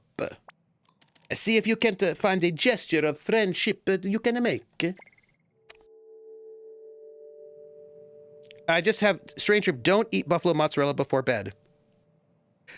So I have to tell you something. Does the mushroom bring you back to life? It wakes you up inside, back to life, back to reality. Okay, so I just need to let you know something about the voice I'm doing for Nonno. I am inspired by this outrageous Italian accent that Bette Midler was doing in this 1 hour performance art video special that was on HBO in the 80s. So there was this 1 hour long special on HBO in the 80s called Mondo Biondo, and it was a collection of performance art. So there's a bunch of different performance artists doing performance art on video. Pretty cool. I was like, because I was like, this was I was kind of young. I think it was from like 84 maybe, so it must have been 12. I'm going to check because I like to be specific about my dates. Mondo Biondo. Mondo Biondo was from... Oh, it was from 88 is what it was. So it was from 1988. And no, it was after her bathhouse days. Her bathhouse days were in the late 70s. So this was 88. So this was 1988. So I was 16. And I saw this and I was like, a whole bunch of performance art, and I loved it. I thought it was great. It was weird, but I loved it. And she was playing a character named Mondo Biondo, and she was the host of the show. So it was like it was like a fake public access TV show that had lots of performance art. And she was this like Italian woman, Mondo Biondo, who was the host of the show. And she was like, hey, I'm a Mondo Biondo, and this is the Mondo Biondo show. And it was this really sort of over the top Italian accent. And so when I play Nonno, I just think about Bette Midler's Mondo Biondo, and that is what I'm channeling in my mind. That it was like it had hold on. Here, this is, if you want to watch it, the entire Mondo Biondo show is on YouTube. Sounds like the Super Mario Super Show. Yeah, look, the Mondo Biondo show. It's always there with me. That show has always stuck with me. Like some really amazing. You know, I appreciate Volpes and everybody else. I appreciate those people who also like weird stuff. And I do like some weird stuff every once in a while. Also, I'm a little upset that Nonno did not listen to me when I said that like I was having this dream was like not just like a rando dream, it was like important.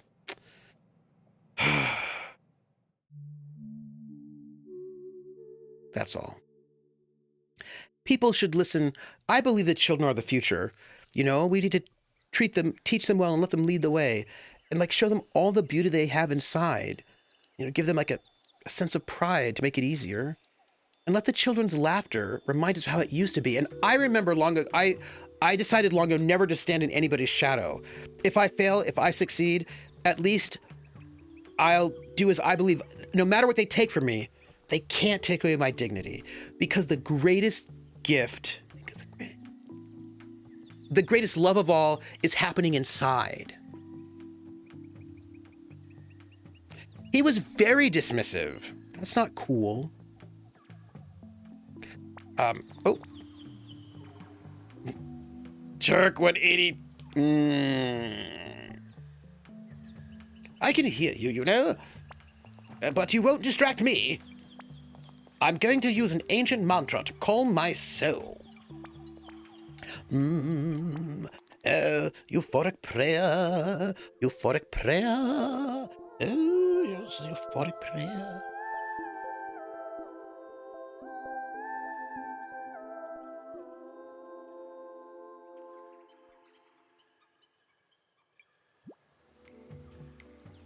Monkey, feed monkey. That was beautiful. Yes, it's supposed to soothe the mind. Don't let me keep you from whatever noisy business you're up to. Perhaps you can calm the dots down. This euphoria mantra isn't effective on dot rockies. Oh. I wonder if he burned a house at some point and is trying to hide that fact, maybe. Burning down the house. Watch out. You might get what you're after. I am going to do, I'm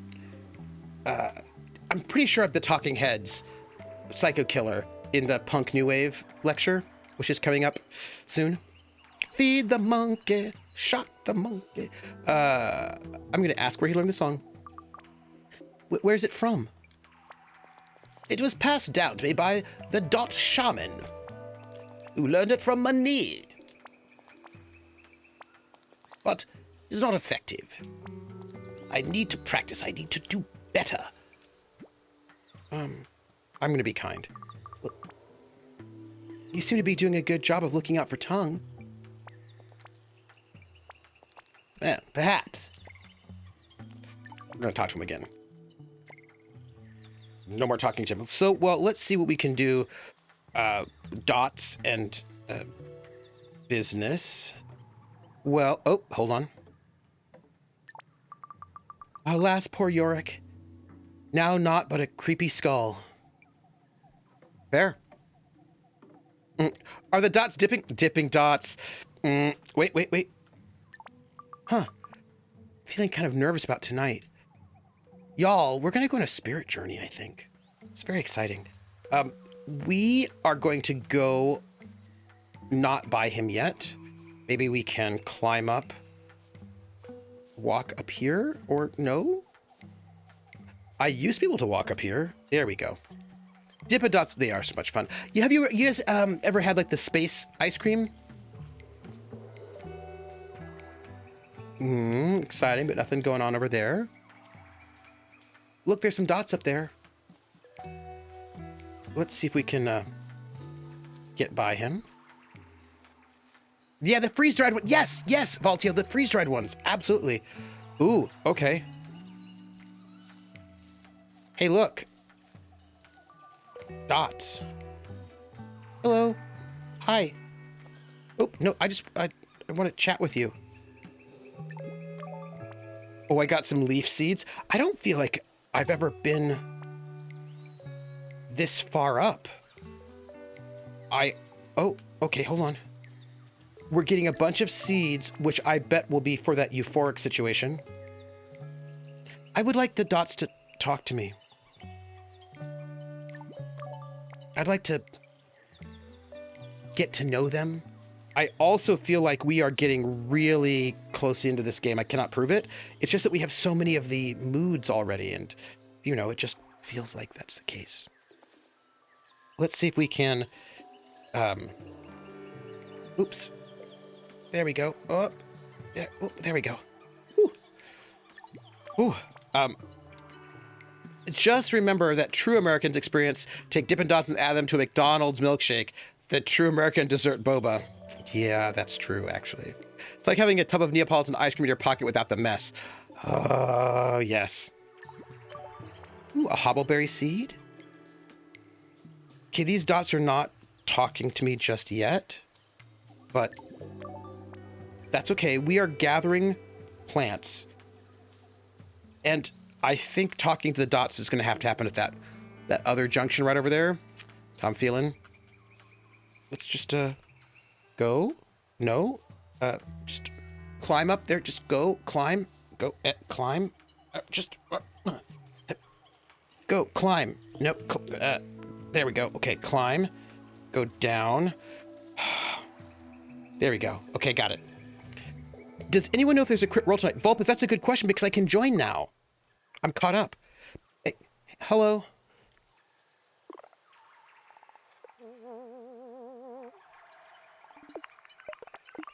Oh, no. Wait, no. No, don't panic. They're all they're panicking. Come back. Oh, good. They're sick. I will be there. Nope. Tick. I will apologize. I'm sorry I scared everyone away. Knoop. Nip. Tick. Tick. Tick. Nip. Nip.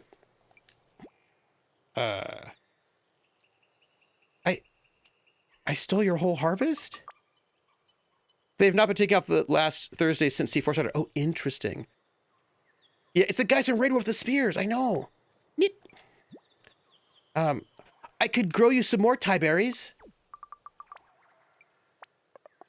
Book, nip, tick, not, nip. Neat, neat. A basketful? Okay. Hey, PB. I miss you. Nok, nit, boodoo. I promise I'll never trust a taco crow. A toko crow. They seem to be so nervous. I just wish I could...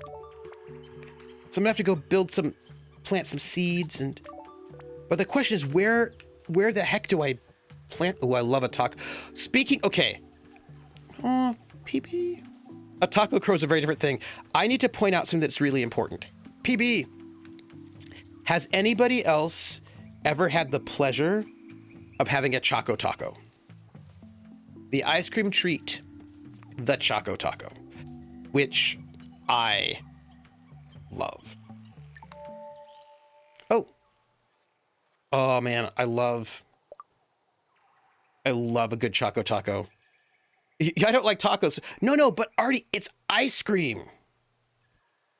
So we need, we're looking for Thai berry seeds. I bet it's that kind of Euphoria one, that one. I also think we're going to finish. Okay, well, hold on a second. Where are we getting our Thai berries? I'm gonna have to pop out and check this one. I used to get this from the ice cream van. Yes. RIP, never forget. Choco Tacos were leveled. They were so good. And I think for me, what I liked about them, can you still get them? It's chocolate ice cream in a regular cone made in a taco shape. Yep, it's like a taco shape, but it also was like dipped in chocolate. And it was like chocolate and I think vanilla ice cream, and it had the like little nuts on top. I think what I liked about it so much was that I felt like the ratio of chocolate, taco shell, ice cream shell, sugar cone in a taco shape. Like, I feel like the ratio is really good.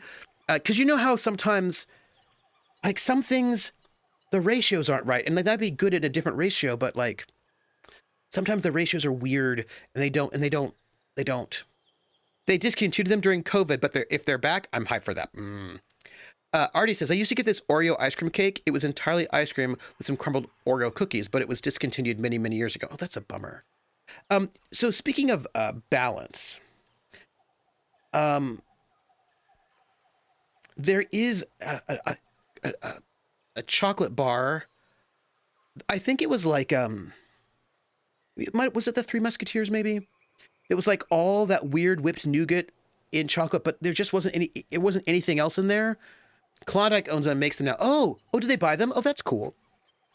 Yeah, sometimes the balance is off. Like, it's either not enough ice cream or too much ice cream, or it's like not the right balance. Three Musketeers, yeah. I just felt like the Three Musketeers, I was like, there's something missing in this candy bar. Yeah, it was just like too much whatever that was. The balance was off. It didn't feel right. I didn't like it. But hey, House of Dreams, how are you? How are you? I love the shows. They don't really sell them here. Oh, they had okay, there's another candy bar that I don't know if any of you will know, because I don't know if you can get them anymore. Maybe you can. I don't know. Do you remember them? They were Rocky Road. It was in the red package. There was also one that was green, and I can't remember what the difference was between the Rocky Road and the one in the Rocky Road that was green. Do you remember that one? I figured that with Bleem running a tighter table with no super long sessions, with multiple table format, and the fact that this is Bleem's other job, already obviated the need for time off they used to have. Yeah. House of Dreams just finished session 0 for chapter 5 of Season's Oath. Great new cast. I'm so excited. Oh, nice. So you are continuing on with Season's Oath. I thought you were like wrapping up that last one and moving on to something different, but you're going to continue on with Season's Oath? All right. We have an editor this season as well, so I won't have to do all the editing myself anymore. Good for you. Good for you. Good for you.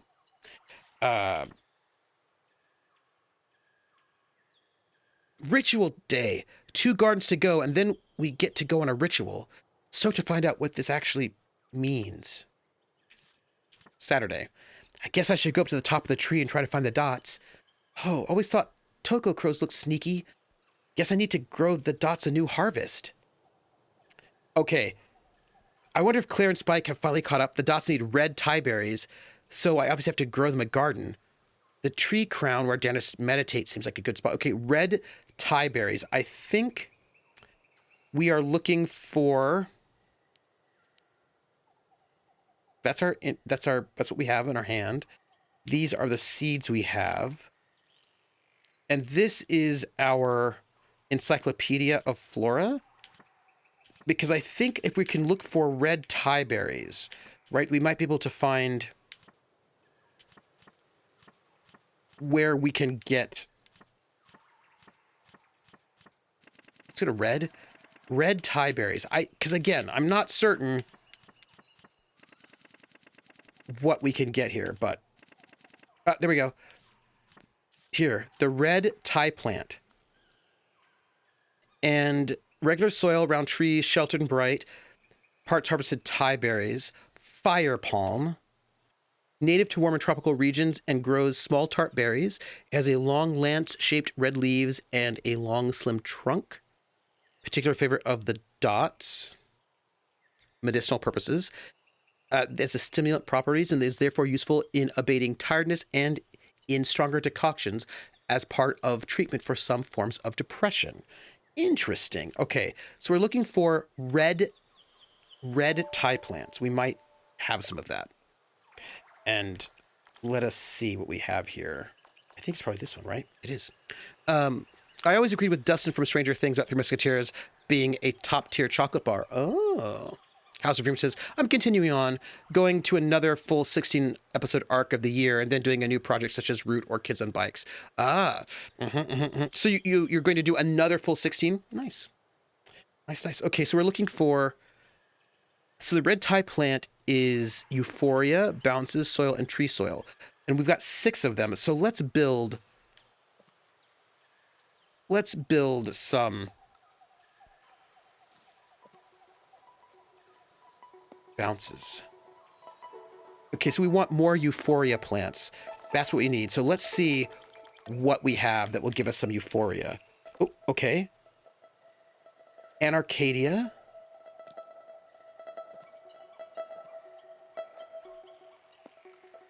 I like this. Oh, we only had 2 of those. Oops. We're looking for Euphoria. Okay, blue horsetail. Let's put one there. And one there. Okay. More Euphoria. We're building the sounds of this garden right now as we speak. So, spooky. I don't think we've done spooky yet, have we? All right, fire thorns. Let's, we don't want to crowd it, right? So that feels like probably it'll be okay. Oh, we only had 1 of those. Oops. Okay. Let's see. We're looking for Euphoria. See what we can find. Because we need more. Okay, golden palm. Let's put this over here. And that's cascades. All right, what else we got? You're gonna do Root or Kids and Bikes. You're going for a really cozy vibe nowadays, yeah?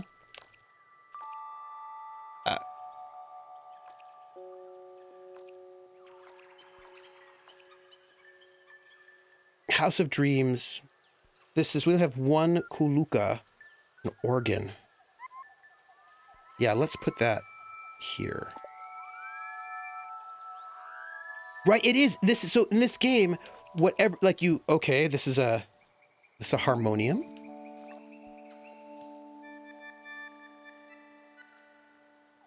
We'll put 1 here. And then we've got... So when we make this garden, whatever we plant, sort of decides what the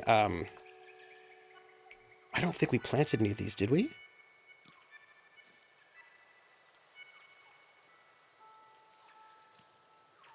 I don't think we did. Nope. Okay. We'll plant one of these over here. It changes because each one of these are different instruments. And so when we plant things, it changes what the sound of the garden is. We're looking for more euphoria. Also, you know what? I actually think we're kind of an in-game. So this is we've already planted some of those. This is a snake plant. We'll definitely plant a snake plant or two. There. And then, oh, spotted kunga. Let's plant, I don't know if we can, oh wait, hold on. We're looking for space. I don't know if it has the space to grow. Wait. There, hold on, wait. Whoop, whoop, whoop. Come on, there we go. That's probably not the best place to put it, but it's fine. And there's one more euphoria. It looks like we have this woobjin leaf. Oh, do we have any room for them? There's not a lot of space where we can grow it, and I don't think we don't have the space for it. No, these things are going to grow really big, and I just don't think... Wait. There. That's it. Wait, what does that mean? Wait. Oh, that's the wrong plant, sorry. That is the wrong plant. The woobjin leaf is not the right plant. It was the whooper plant. I got the wrong one. Hold on. I need to tend those plants. I need to take this one out. I need to salvage that. Sorry. Wrong one. It was, that one. The whooper plant that I feel like I can probably find a space for it. Maybe? There? Right? Or up here? There, hold on. There we go. Boom. So I've got all these plants. We're building euphoria. Now I think we need to send the growth.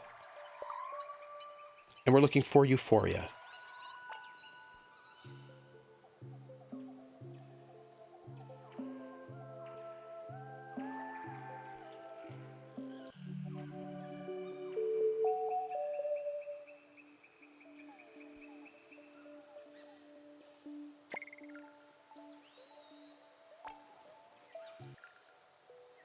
Oh, look at it growing.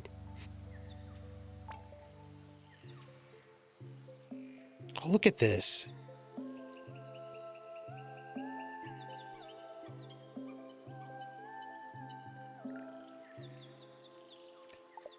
Why don't we tend our plants, shall we, and see how they're doing?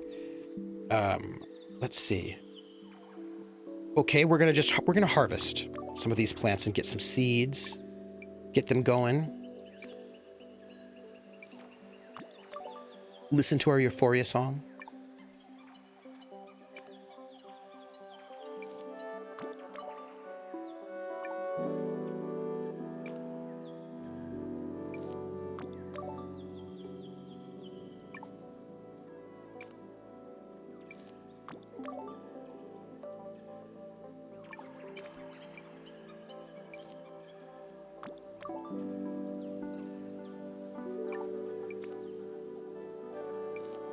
Nice.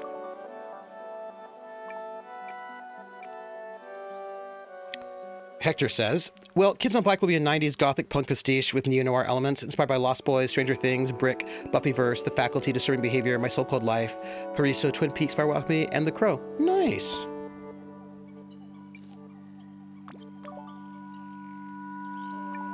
I think in Kids on Bikes, the kids can't get hurt, right? That's important. No harming of the children. No death.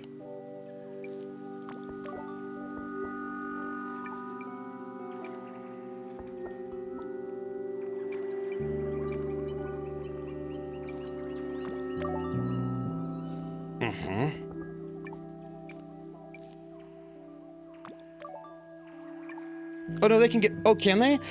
Is it not kids? What is the one that has? Is it kids? Is it the other one? What's that one?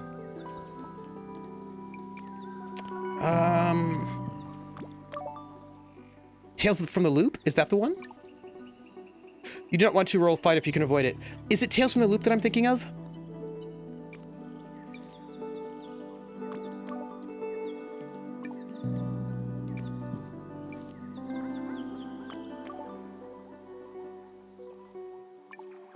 Okay.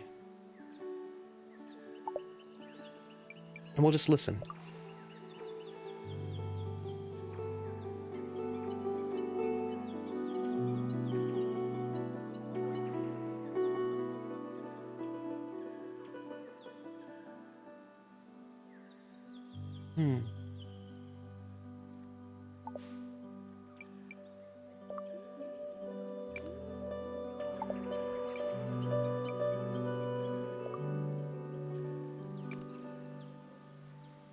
It's water. I think we can talk to the dots and give them those berries. So am I thinking of Tales from the Loop, y'all? Is that the one? It must be Tales from the Loop because as far as I'm aware, kids can get very hurt, even dying kids on bikes. Maybe it was Tales from the Loop. Hey, or maybe I'm thinking of there's one of these ones where you play as kids doing investigative things where the kids will not get hurt. They'll just have like emotional trauma. Maybe it was Tales from the Loop. Hey Dots, I've got something for you. Also, I haven't. I know Masks works that way, yeah, but I don't think it was Masks. Very much like a Stranger Things. I mean, it might have been Tales from the Loop. I do believe you cannot die in Tales from the Loop. Okay, so I think I look at that, right? I think I was right. For me, Tales from the Loop and Kids on Bikes always feel very similar to me. I know they're probably in no way similar at all because Tales from the Loop is this really kind of like interesting sci-fi sort of based on that artwork, and Kids on Bikes is not. Yeah, I don't know Tales from the Loop. I only know Tales from the Floating Vagabond. Oh, the art from Tales from the Loop is super cool. It's a Swedish game, I think.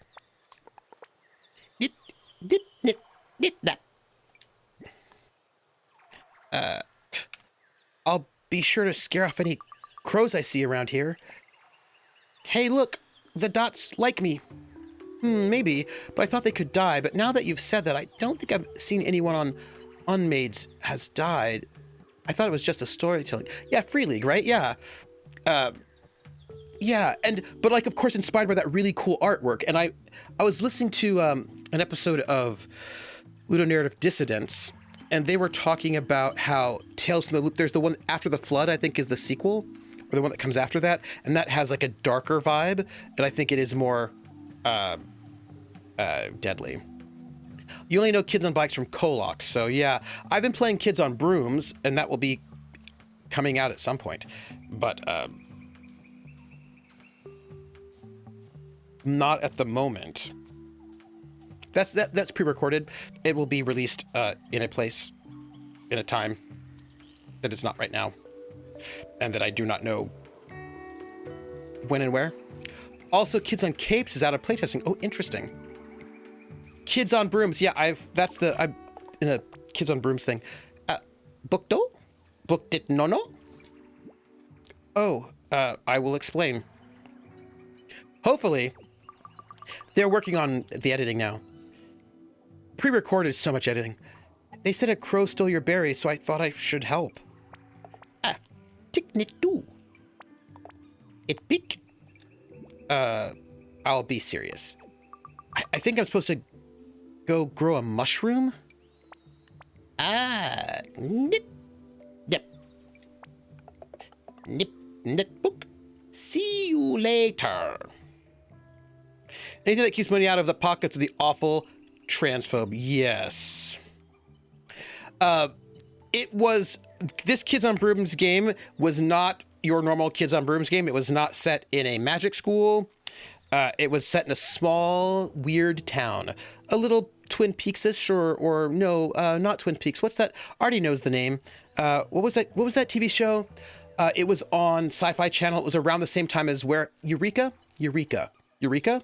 Yeah, right. It was like Warehouse 13. Yeah, Eureka. That's so that kind of like that vibe, right? That kind of like town with weird stuff happening in it. Yeah, it was.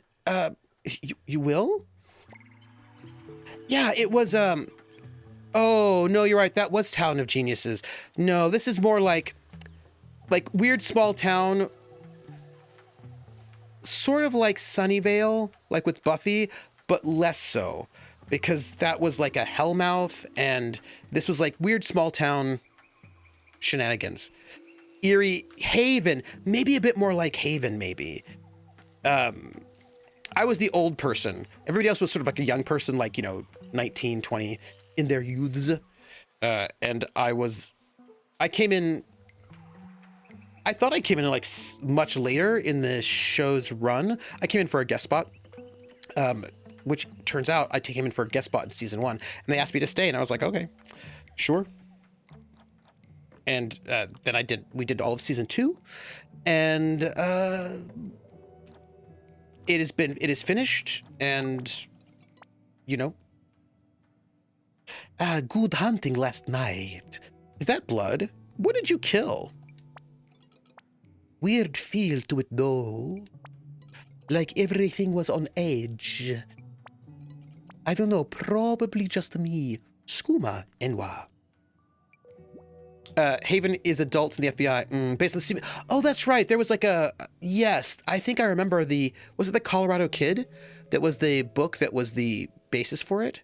Well, of course, who would give up a trooper once he was at their table? So, we finished it, and I'm going to say something to you all in a vague way, okay? Because I don't want to give away any spoilers. But at the very end there, my character was like, well, okay, you kids go off and do your thing, and I'm going to not go with you. I'm going to stay here and take care of the town. And there was like a go do a thing, and my character was like, yep, you all go do the thing. I will be here to take care of the town. And yeah, what happened to the Colorado Kid is the short story, I believe. Yeah. Because I remember, I think I might have the Colorado Kid because it was part of a hard case crime. Anyhow, so my character was like, yep, you go. And I was so pleased because my character was not planning on going to do the thing. I would be happy to go and have my character go along, but my character was like, I'm not going. And one of the other players who'd been paying attention to my character, was like, but wait, we're like the Three Musketeers, and we need like our fourth, or else it won't work. Like, and that was just the right thing to say, because my character had given into their dark side, and their dark side was like romanticism, like, their romantic ideal. And so just played it just perfect. And I was like, of course I will come with you. That's right. If we need all of the 4 musketeers to defeat this evil, then yes, I would come. And it was this really perfect moment where they just knew what the trigger for my character was. I mean, I'd sort of telegraphed it, but sometimes you telegraph these things about your characters and people don't pay attention. You know what I mean? Like, sometimes, fellow players don't always pay attention. But I telegraphed it enough, and they picked up on it, and they just did the right thing. And it was like, it was perfect. It was really, really good. Because my kid was like, well, yes, I will do this, this moment. He was not French. He was from Paris, Texas. I've never read anything Stephen King, so Heaven is the only thing I associated. I remember when that came out, though. I remember the TV show. Let's see. I had a kind of weird night, too. Yes. Oh, says House of Dreams. I'm getting a chance to play 10 Candles soon over at Roll D5. That system is fascinating. Very nice. Very nice. That's close to France in a cosmic sense. Yeah, that's what I'm saying. Yeah, no, he was from Paris, Texas. And his name was Mac. And he was definitely not French. And he was definitely not on the run from Interpol for being a magician bank robber with magic. So definitely. And not only because for a long time I had people ask me if you were Stephen King. It was a fantastic show. I've never seen it, but I should watch it. I'm going to tell you about the dream. I had the weirdest dream. I thought I was awake, but I can't have been because I went over to Nonno, and it was like he was broken. Like, I can't even describe it. But it was really weird. I think last night was kind of a lot. It's bound to make you feel weird. Cool and gross at the same time. Yes, even Kane sounds like it to some people, but Kane is different from King. Mention of Paris, Texas always makes me think of Ole Miss in Oxford, Mississippi. So Paris, Texas makes me think about Pee-wee's Big Adventure, right? When Simone wanted to go to Paris. She always wanted to go to Paris. And at the end of the movie, you see her and she went to Paris, Texas. I should get on with this. Going to take it to Mori later for salting. Okay. Cool. We ended up creating a setting that was film noir inspired. It's 1947, and it's an alternate history when the A-bomb caused the sun to go out. We're all playing staff of a private detective agency that are noir tropes approaching an abandoned gas station for supplies. Oh, that's cool. Question for you. It sounds like you're all adults, yes? Why kids on bikes as your system? I'm curious. I find that interesting. Okay, all sorts of drama here. Let's see what they have to say. Oh, this is the Tin Candles game. Thank you. Paris, Texas makes me think about the Harry Dean Stanton and Wim Wenders movie. Oh, yes. Oh, I haven't thought about Wim Wenders in a while. Wim Wenders. Yeah. Yeah, the Tin Candles anthology series is where Call It grew out of. That's right. Speaking of which, there's a game that I need to remember that I wanted to look up on drive-through. I need to pull up a tab if you don't mind, because I don't think I think I must have shut down a tab at some point in time, and I wanted to check it out because it seems interesting. And I was talking to Marcus about it, and he said that it was kind of interesting. Okay. Well,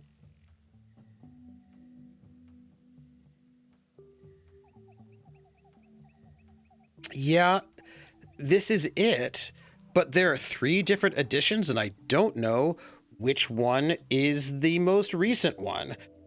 What? Shut down a tab? No. I see, but see, Vulpes, this is what okay, first off, I probably did not shut it down voluntarily. I probably lost it involuntarily and then forgot about this thing existing, and I've just pulled it back up again. That's what I'm saying. What is this game? I will tell you. Tin Candles is a tragic horror game where all the characters die in the end. I know. See, but this is what happens. You close down tabs, then you forget about this game. So the game is a game that I was thinking like might be really fun. So, because I'm thinking about, look, right now I'm thinking about the 10-year streamiversary stream, which will be in November, December.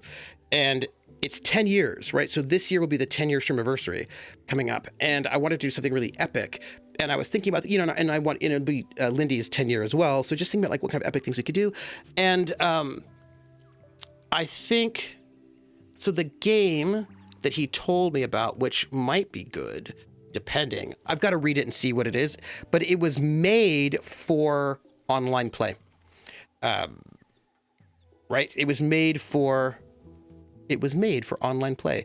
So this one, it's called View Scream, and it's a live action game designed for play using video chat software like Skype, or audio chat software like Discord. So that's View Scream, first edition, which came out in 2013, I believe. But then there's the second edition, and View Scream 2020, which might actually not be a new edition, but like a expansion. Yeah, so yes, so that's the one.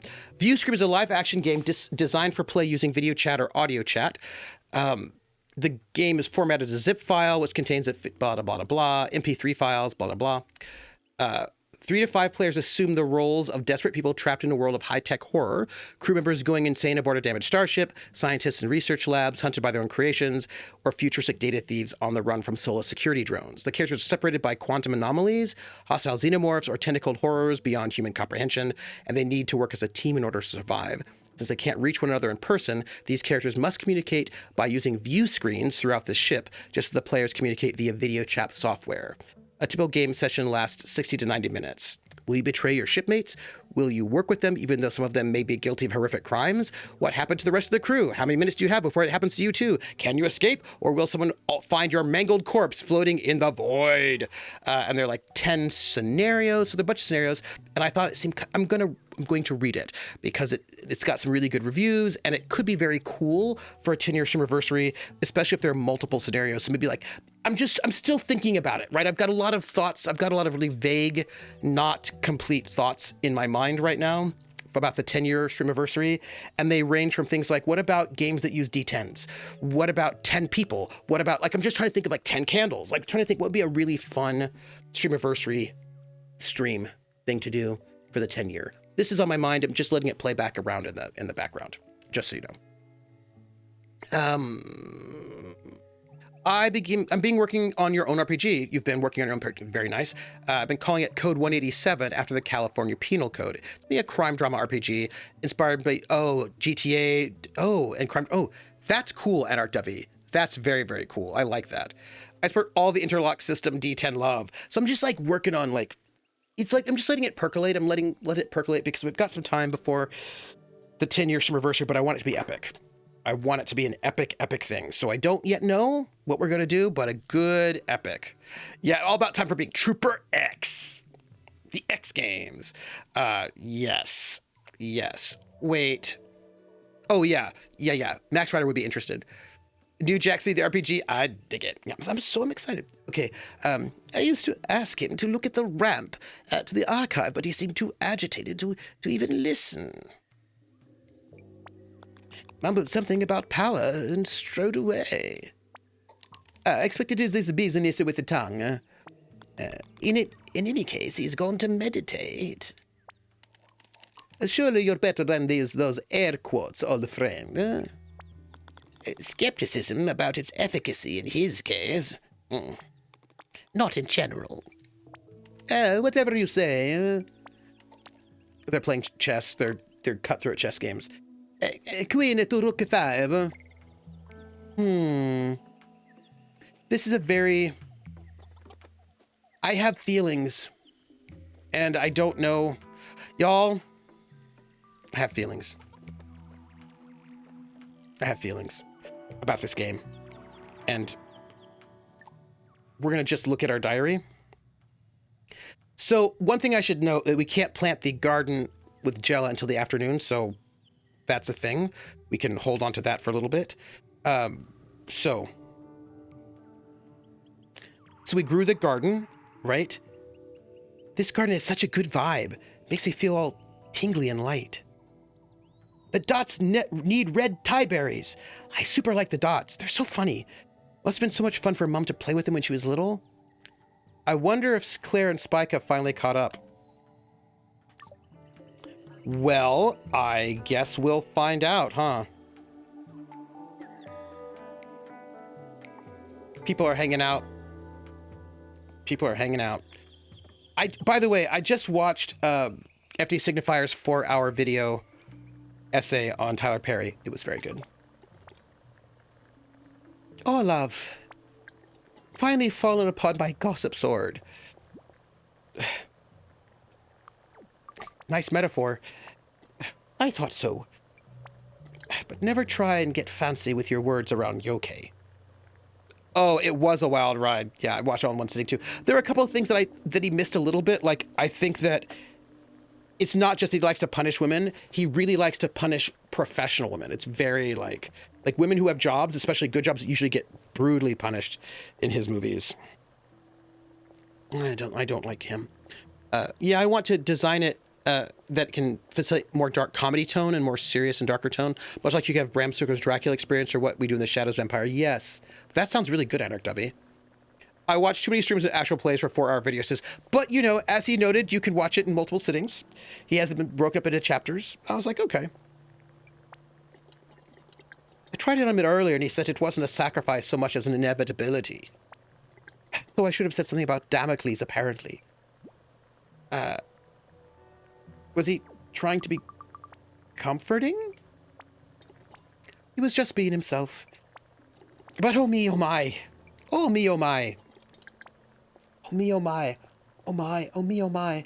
Oh me, oh my. There's a song. Oh me, oh my. Oh me, oh my. Oh, I don't have it, but there's a song. There's a song. But for the first time, it is my beloveds who are the source of scandal. I honestly thought I was going to watch it in parts, but I just couldn't tear my eyes away. It was that compelling. It's very good.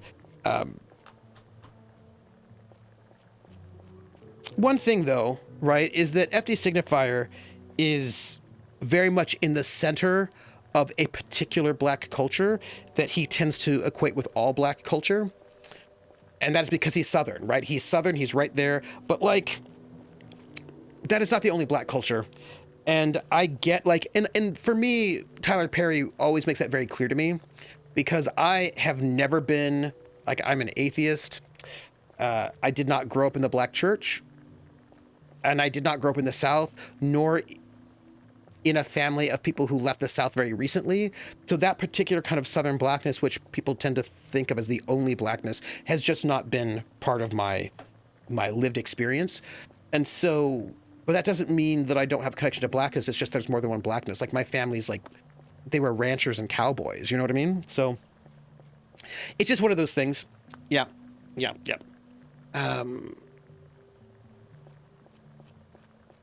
I also am not sure need 4 hours of Tyler Perry kind of sucks, actually.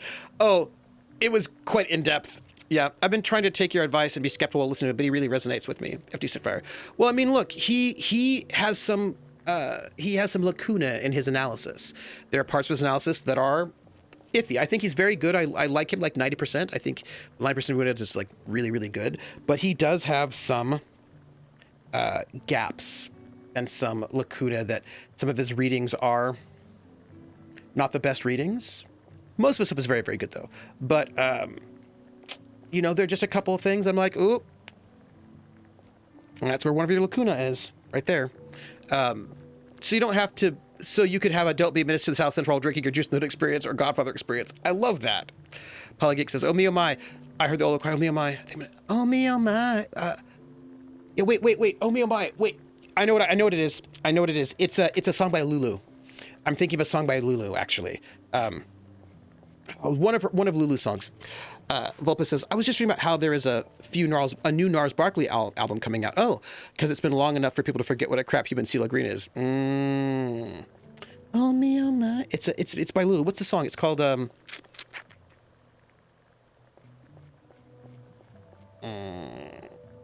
will think of it in a second. But I feel like we're actually really in an important moment here. I'm sure it'll be all okay. Well, you're very sweet. But I dare say we'll all muddle through. Though my nerves might not survive. I did go out to the temple for some Tai Chi this morning, but I just couldn't. Tomorrow, though, hell or high water. I need to find some balance. You know, I never thanked you for the beautiful garden in the yard. Claire used to keep it full of life. But after Gorm left, she lost interest in it. You know, both of us lost husbands. Her dad was a good sort, though. God rest his soul. Good, quiet man.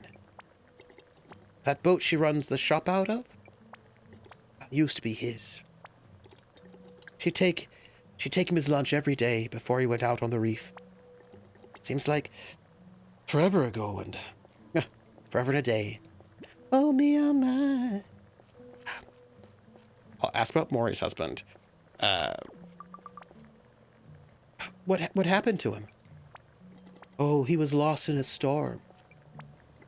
Terrible thing. Claire found his boat washed up on the shore. I do miss him. The house always felt more solid when he was around. Go on now. I'm sure you've got better things to do than to listen to me. Maybe, but maybe not. You don't know. Oh me, oh my. I've been listening to a bunch of Orville Peck again recently because I do enjoy Orville Peck quite a lot. Just for the record. By the way, Bopek, I'm sort of trying to channel my inner Balky from Perfect Strangers, sort of. And you'll see, I know all kinds of knots.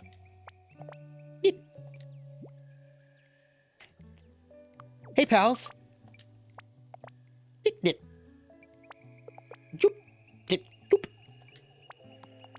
Hi, Kai.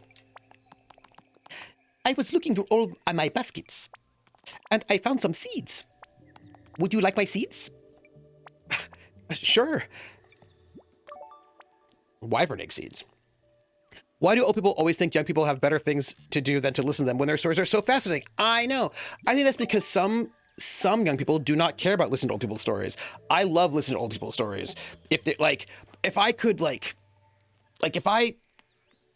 meet somebody who's 150 years old, could you imagine the stories they would tell you?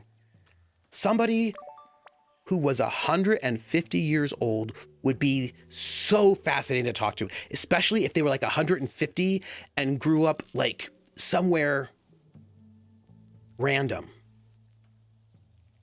Yes. Oh, I'm getting it. Oh, thank you. Nope. Apparently, Thai berries are their favorite. Ooh. I just want you to know that this is like we're in a moment, everybody. So I've been thinking about what I can do.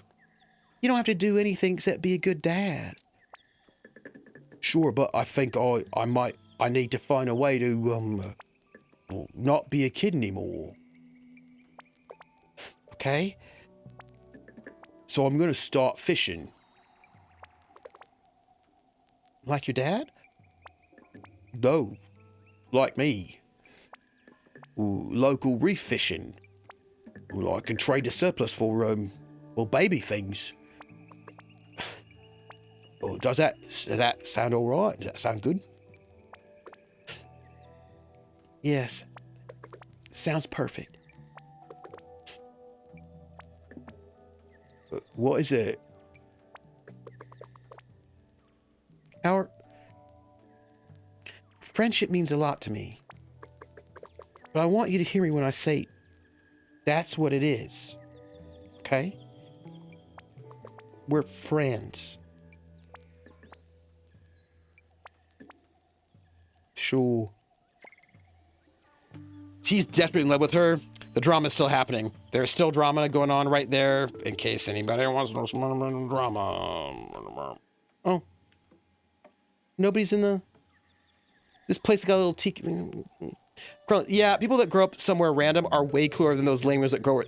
Right, if you grow up somewhere specific, no fun. But random, nice. Like, okay, wouldn't it be really interesting to run into somebody who was 150 years old and who grew up in, for example, Walla Walla, Washington? That's a pretty random place, and there might be some really interesting things to find out there. Or oh, okay. I got you. Because I was thinking of the lecture I gave about the California countercultures, but we started with talking about Route 66 and how Route 66 was our first like big multi-state road that really basically starts falling apart in the 60s because in the 1950s we get the interstate, like the actual official interstates, and that kind of destroys Route 66. You're right, I did name it, so now it's specific. So Route 66 was designed to not be straight and fast, but to go through all these little towns. It was meant to go and help boost the economy of these little towns, and like New Mexico and Oklahoma and all that kind of space, right? So it would go through all these little towns, and all these little towns ended up getting this economy, and it helped sort of create fast food and all sorts of like motel culture and all sorts of cool stuff on Route 66. That was basically all destroyed when the interstates came and bypassed all those old places, and then they all kind of died out. But anyway, Bates Motel. But, like, what if I met somebody who was like 150 years old, from one of those little towns that like Route 66 had like gone through and supported. That would be interesting. Anyway, I just feel like, you know, as an East Coaster, Route 66 is not actually the first. Route 1 Boston Post Road did it first. Was it a highway? That's my question. Tucumcari only exists because of Route 66, though it did get to stay on I-40, so it didn't die. Oh, that's nice. Because, like, Highway 1 doesn't really count either, I don't think. Is the Boston Post Road a highway? Or is it a multi-state route? That's my question, because I don't know it. I'm interested. Well, we've got stuff going on there that will take time. So before we talk to them, we're going to go and see what's happening with everybody else before just, you know, want to talk to people. Route 1 bus was a highway that became a multi-state route. Oh, interesting. And I imagine that there are a number of roads, right, that are, it was the postal road from Boston to Philly, then expanded north to Maine and south to Florida. Oh, when did that expansion happen, Prax? That's super interesting. That's super interesting. Tell me. Thank you, 30. Prax, do not leave me hanging. You have to tell me when this happened because it sounds really interesting. So, you have to tell me. I want to know. When did the expansion happen? Because Route 66 was started in 1926, I think. They started the building of it. And it would, like, you know, I don't think it was fully paved all the way across until the early 30s. But, yes. Okay, so we have walked all the way around. We know who we have to talk to. Y'all, I don't think we have much time left in this game. I only have a New Mexican perspective, but I wonder if anyone else cares as much about Route 66 as we do.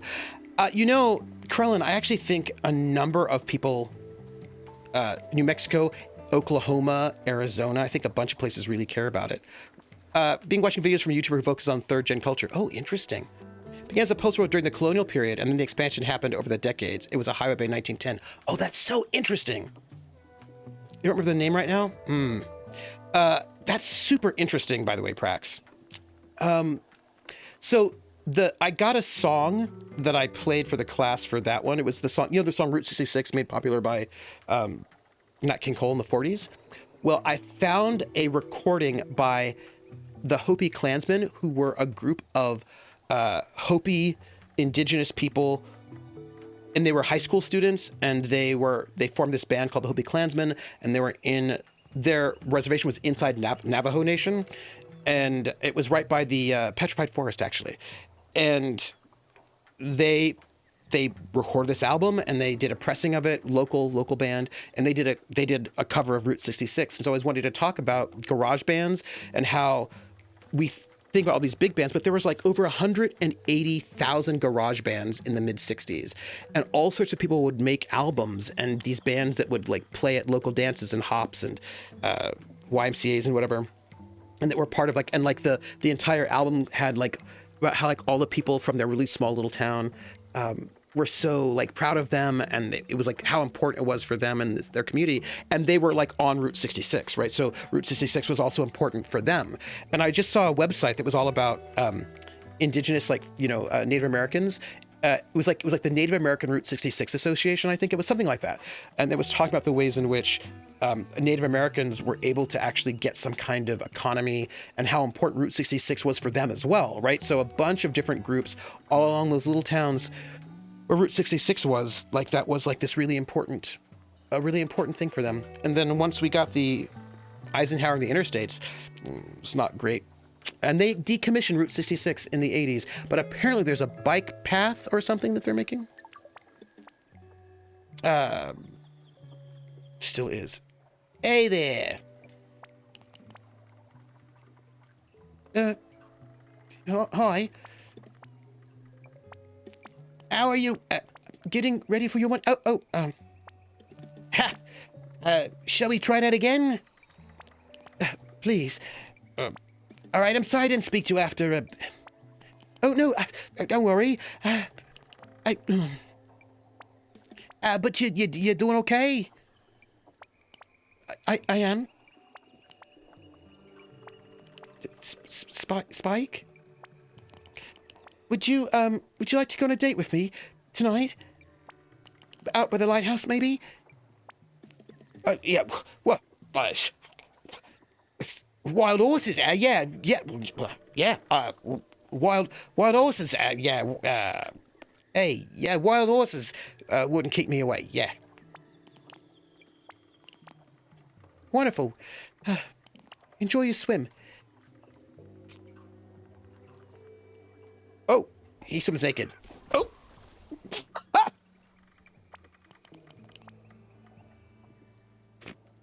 Oh, oh, oh.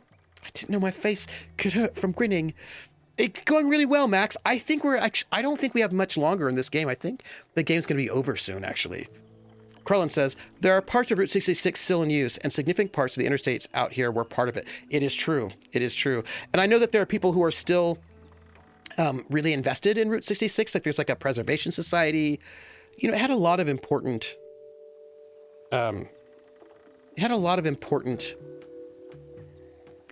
culturally, it was very important. I think it's going well, the game. And I actually also think that I don't know how many more sessions we have left before it's done, but we have planted 6 of the 7 gardens, and I think we're gonna go and plant the last one.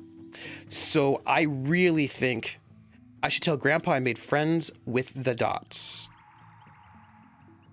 Yeah, but we're gonna plant this last garden first. Central Avenue in Albuquerque was part of Route 66 and heavily identifies with it. Oh, that's cool. So there's a bike route now. There's like a bike Route 66 bike path. That would be kind of fun to do, wouldn't it? Like, I think that would be neat. I think I'd like that. Oh, good. Hang out. We only have like, what is it? 30 more minutes and then we're going. Oh, we're not going in there.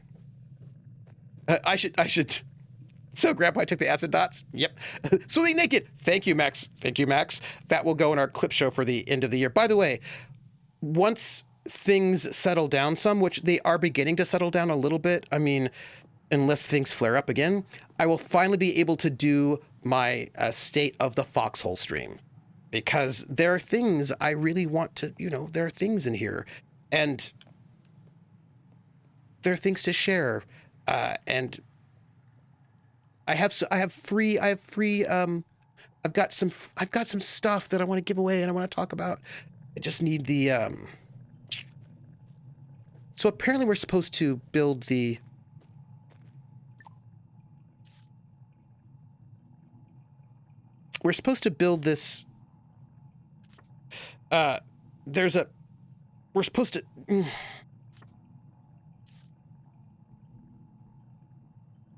there's a garden we're supposed to plant that I think is supposed to be down.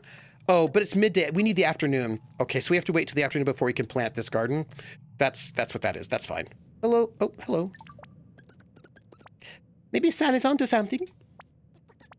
Another spike. At this rate, we'll have to find a new tree to fertilize. What are you doing? Not wheelbarrows, but wheelie chairs. I like it. A wheelie chair. Yes, there's bound to be a market. Sure, the next time you see Yoke, chat to him about market opportunities. I will, he's very correct. What are you up to, you wild creatures? Yeah. It was Righteous Eats. They recently talked about how American culture was formed by immigrants that brought their practice to America. Like fried chicken was invented by a fusion of Scottish fried chicken and African-American slaves, then made it into what it is now. Oh, yeah, nice. There was also a really good book about... there's a fellow who wrote a book about... Oh. Dennis? Snurf.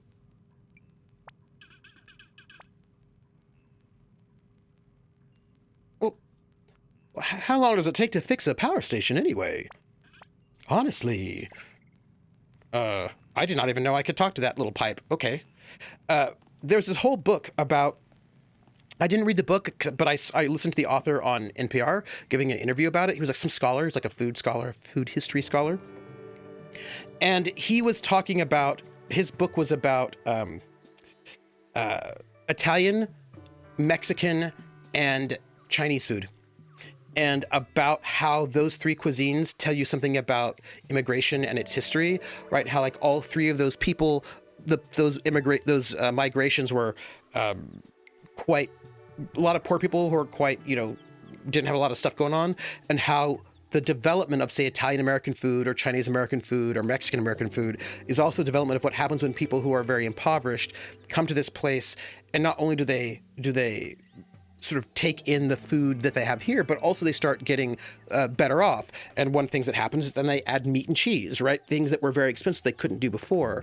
And so like an Italian American pizza or a lot of like all these dishes you can see the record of what happens when people who are not well off, impoverished people from southern Italy, et cetera, start getting better, and then they start being able to add the things that they would have liked to have added, but they couldn't because they didn't have it was too expensive for them, right? So like this was really fascinating look at the development of Chinese American, Italian American, Mexican American food, and what this is about migration and change. It was really good. It was really good. It was really good. It was a really great interview. Is it true? Is what true? No, told me that he plans to take you on some kind of spirit trip tonight. Oh, yeah. I'm stoked. Well, of course, it must sound exciting. However, I must ask you to please be careful as you experiment with the power of the spiritual world. These could just be the ramblings of a lonely old man. But I do worry that Nonno is not yet recovered enough, and you, it is a dangerous place for the untrained mind. I will reassure him. Honestly, I think we're just going to meditate together or something. It's going to be fine. Perhaps. Just make sure you don't do anything that feels uncomfortable. I know Nonno. He's often fair and careful, but don't let him rush you. I'm sorry if I come across as a bit of a nag. I am a worrier. It makes me attentive and thorough, but perhaps too careful. Hey, look, stuff is happening, is all I'm saying. Your butter-basted chicken on the grill came from your dad. Oh, nice. Yeah, so I think it's just like super interesting, right? The ways in which, right? Because some people like to say that Chinese American, Mexican American, Italian American food is not real. It's not real, but it is real. It's from a different place. You know what I mean? Like it's what happens when Group A moves to place B, and then their circumstances changes, and so then their cuisine changes, right? It's not fake. It's not bad. It's the record of the experiences of some people. You know what I mean? Of groups of people. So like I think that we should just be kinder to it, is what I'm saying. Well, I can't pretend I wasn't a bit angry to begin with. But you're both consenting adults, and well, I'm delighted to know that I'm going to have a grandchild. I'm so glad. And I'm sorry again. But enough of me. Let's get you ready for this date. I'm so nervous. I feel dizzy. None of that. We're going to get you feeling beautiful inside and out. Trust me. My heavily biased opinion is that New Mexican food is vastly superior to Mexican food. Well, you're New Mexican, aren't you? Praxis, it is the changes brought by access or lack of access to certain ingredients. Absolutely, right? And absolutely. And that is that's interesting. That's interesting. And I think, something worthy, right? People making do and changing things. And that's cool. That's all I'm saying. That's all I'm saying.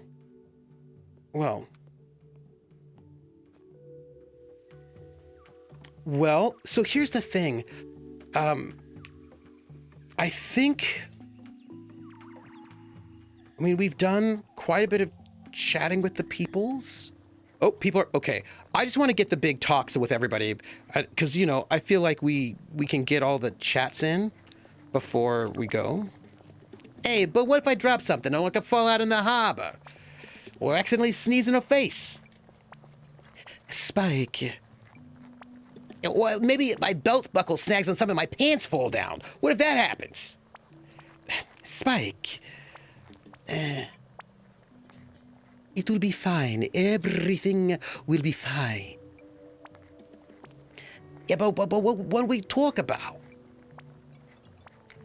What do you normally talk about? I can't remember. Can I make him a cup of calming tea or something?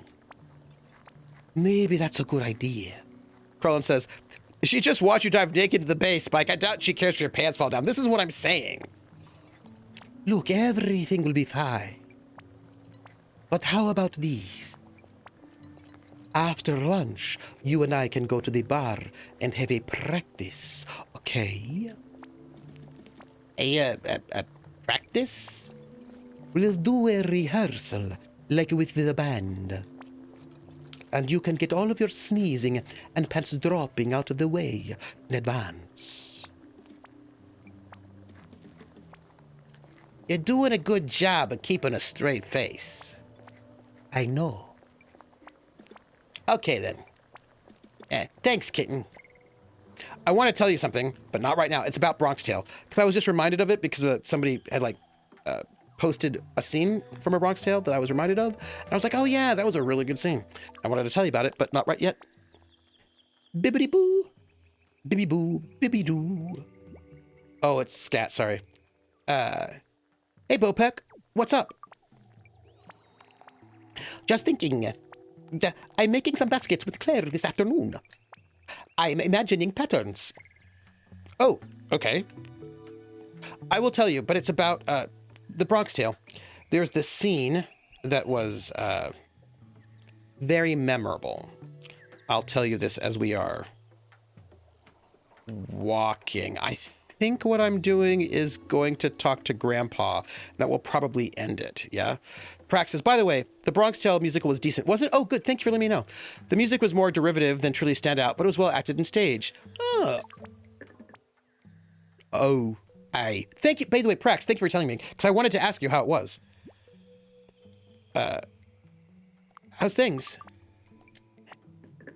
Intense. I will. Can I help? Nah. It's all stuff I gotta earn myself. I got my first ship with Grove this afternoon. Don't know how that's gonna go, but I'm ready to face it. I'm gonna be generous. Whatever happens, you seem to be stepping up. It's good. Yeah. Thanks. I can't help wondering. Sorry, it was just kind of out of nowhere. I love Out of Nowhere. I just keep thinking about me dad. I keep wondering if I would even want his advice. I think maybe I'm better off working out how to do this myself.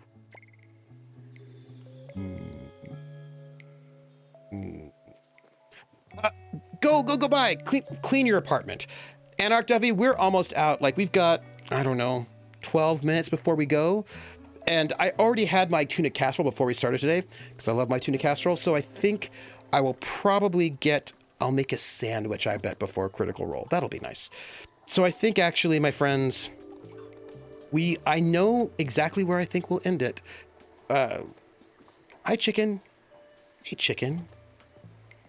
Look at that little stick bug. I feel like this place is just a lot more alive since we've built these gardens, which I hope are bringing balance to the mysteriousness. Okay, so I can tell you now that we're walking back. So there was a scene in the Bronx Tale. So there's this like mob bar, right? This little local mob bar. And people are just sitting there doing things. And then these bikers show up. And these bikers, are the kind of bikers that like to go and cause trouble. And Sonny, the local gangster, walks into the bar to find out what's going on, and he's like, "What's going on?" And the bikers are like, "These people won't serve us," and he's like, "Why won't And they're like, yeah, they're going to cause trouble. He's like, look, just we'll give them beers, let them have their drink, and then they're going to go. Like, it's very simple, right? Because the bartender wanted them to leave and they wouldn't leave. And so then Sonny's like, give a beer, it'll be fine. So it's so iconic. So then they give the bikers the beer, and the bikers, rather than just drink their beer and be respectful like normal people, basically shake up the beers and like douse the bartender and all that stuff. And then they're being insulting, and Sonny just walks over to the front door, closes it, and then he locks it. And he walks back up and he goes, now you guys can't leave. And that's when the bikers are like, uh-oh. And then all of the mobsters from the back come out with then there's a big fight. But it was like, leave, we're not gonna leave. And then it's like, lock the door. Now you guys can't leave. And let me tell you, you know a couple of those guys? No way. What the? I'll make a joke. Getting a bit of meditation in? You could say that. I hear you found a garden in the arms of Papu to tend to. Did you meet anyone in particular up there? I found this ancient-looking dot. Apparently, a toko crow stole all their tie berries. Yeah, classic, right? Says Witch, you are in here with us. Yeah, it was really good. And then they had, like, the 10 Commandments of Love on the jukebox was really good. So I grew them some more. Good girl. Jell-A must be stirring about now. A fine time to get started on that cave garden. I think that's what we needed to do, was to get to the cave garden. And I feel like what this means is I think we can probably head down to the cave, see if it is time, and that will be where I think we end the session, and with a little bit of chat. Okay. Evanescence. We're going to go to the cave. Yeah, the staging of the musical focused heavily on fire escapes and stoops. Ooh. Oh, I love a good staging. Was the set nice? That sounds like they probably had a really cool set. I bet that was very cool. I love a good set. That's what I really loved about Sweeney Todd, the original. They had such a cool set. Like, everything was like moving. It was just so cool. I love a good set.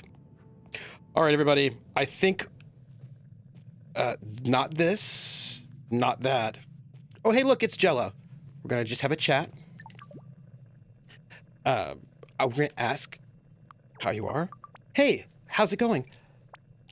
I'm not sure. I feel peculiar. I am very low on nutrients currently. Sweetie's so good. I use the earth at the end of the cave behind me to regenerate. But it has been insufficient recently. I believe you have been tending to gardens, in fact. Ramen Carmen Lu is doing sweet. Oh, really? Ooh. I would be extremely grateful if you were able to tend to it. The soil is currently providing me with little sustenance. Of course, I'll do my best. Grateful. You may find this useful.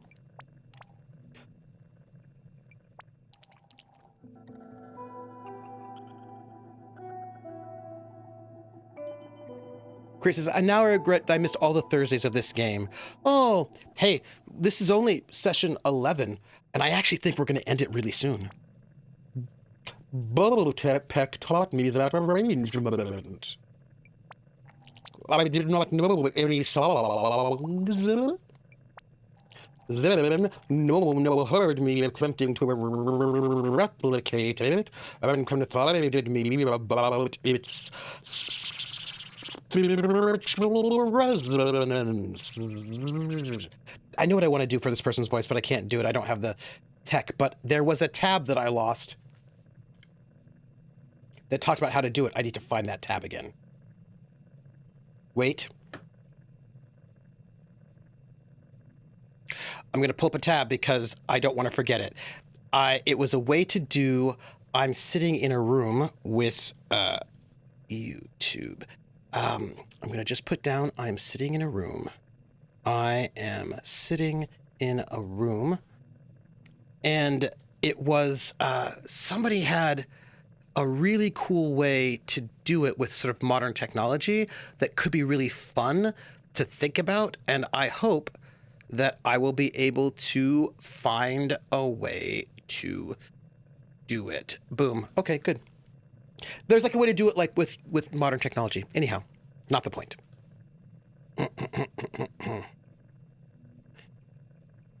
Oh, wait. We're so close to where we're going to end it. I want a Slurpee, everybody. Just want you to know it. I'm going to ask about Evanescence. Hey, do you know where I could find seeds for, Grandpa said I should grow it. It's like a spirit mushroom. He most commonly used mild doses of Evanescence, I believe. It can be found freely in the abandoned shopping palace. Ooh. In the mall? But isn't it kind of unsafe? The mall itself is perfectly safe. The centipedes are confined to the tunnel of the thong. Steer clear of that, and you will face no unacceptable risk. If you are in search of Evanescence, however, you must harvest spores and then grow a fresh fungus in order to harvest scrapings from the cap. Good info. Thanks. Thank you, 5. It did bring him to life. So it sounds like in order to do this thing, we are going to need to go into the tunnel. And I'll tell you what. I think that is where we're going to end it. Let me just check my diary and stand right in front of the creepy tunnel with the dangerous murder centipedes. As soon as I've got the Evanescence sorted, I should check the nutrients are okay for Jell-A.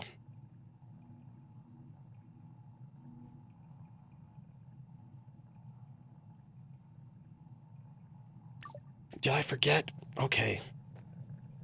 Well, I think this is where we're going to put it right there. Just right, boop, there.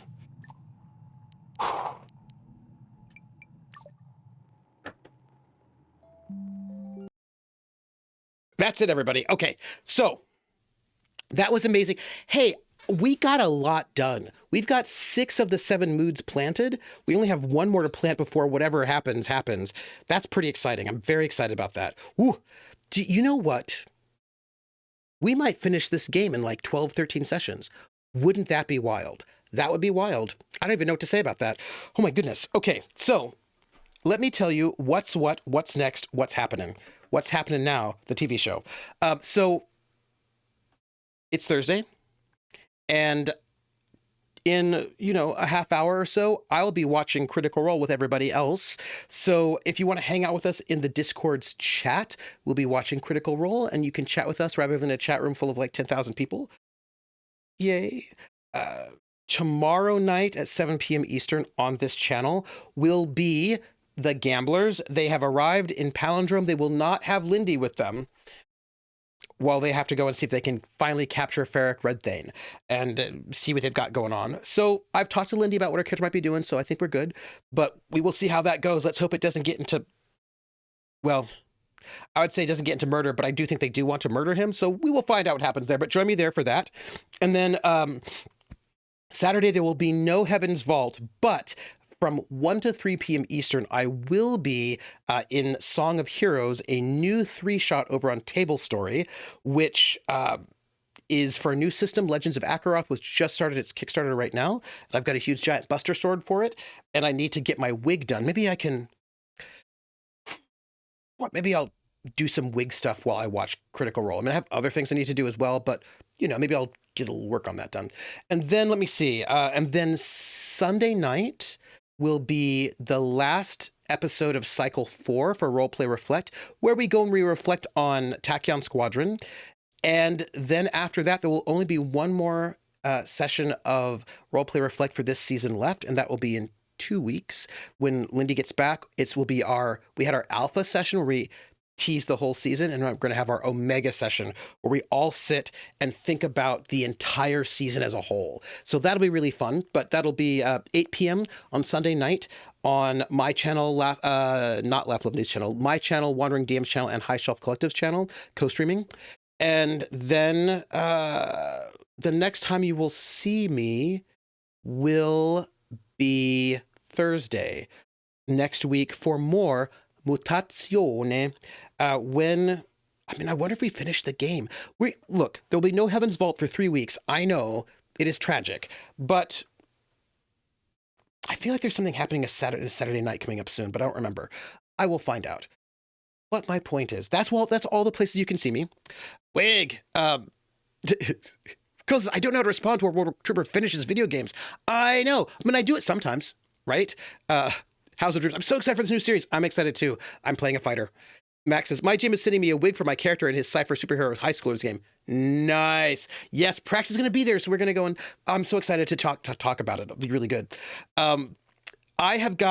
I realized I got a little wig head because you want to put your wig on the wig head so if you can like do your styling. But then I realized I don't have a clamp or a wig stand, so I'm not quite certain if I'll be able to. Somebody said you kind of needed a wig stand, and I was like, uh-oh.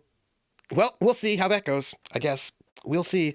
I do have a bunch of stuff I need to do tonight, but I think I might actually just bust out the wig and my steamer and see if I can start working on the wig while I watch Critical Role.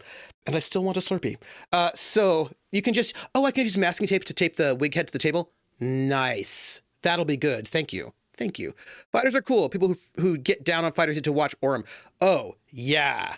Yes. This is a very JRPG inspired RPG that has got a solo mode, a duo mode, GMless mode, group mode. Pretty cool. And I'm excited. I got some good powers. It's got like after the third round of combat, you get your special mega power that like your charge up. So there's a lot of cool things. I think it'll be really fun. Great cast. I'm very excited for it. But thank you for the masking tape, Prax, because I have masking tape, and I can just put it right here while I'm watching Critical Role, and then I can just like start getting my wig together. I have to go and like I have to back comb it. So, but I've got a tutorial. I hope it'll be really good, and I will catch each and every one of you on the flip side. Thank you for being here with me. I really appreciate you all very, very much. It's been a hard time, and we're not out of the woods yet, but I think that I will be. Yeah, we're not out of the woods yet, but but I think it'll be okay. And we've got irons and fires. We'll see what's happening. And I hope that I will have interesting news for you all, maybe in a few weeks, who knows, but y'all are amazing. Thank you. Thank you, Prax. Thank you. I love you all. You all are great. I am going to go right now and I'm going to get some food. I'm going to make a chicken sandwich and I will. Do I have a Jarritos in the fridge? I bet I don't. If I have a Jarritos Limon, I'm going to drink it. If I don't, I will be sad. But that is it. Thank you so much. I will catch you on the flip side, everyone. And take care of yourselves because, you guys are awesome. Each and every one of you, you're cool. So take care of yourselves. And I will catch you all in a half hour or tomorrow. Everybody, ciao.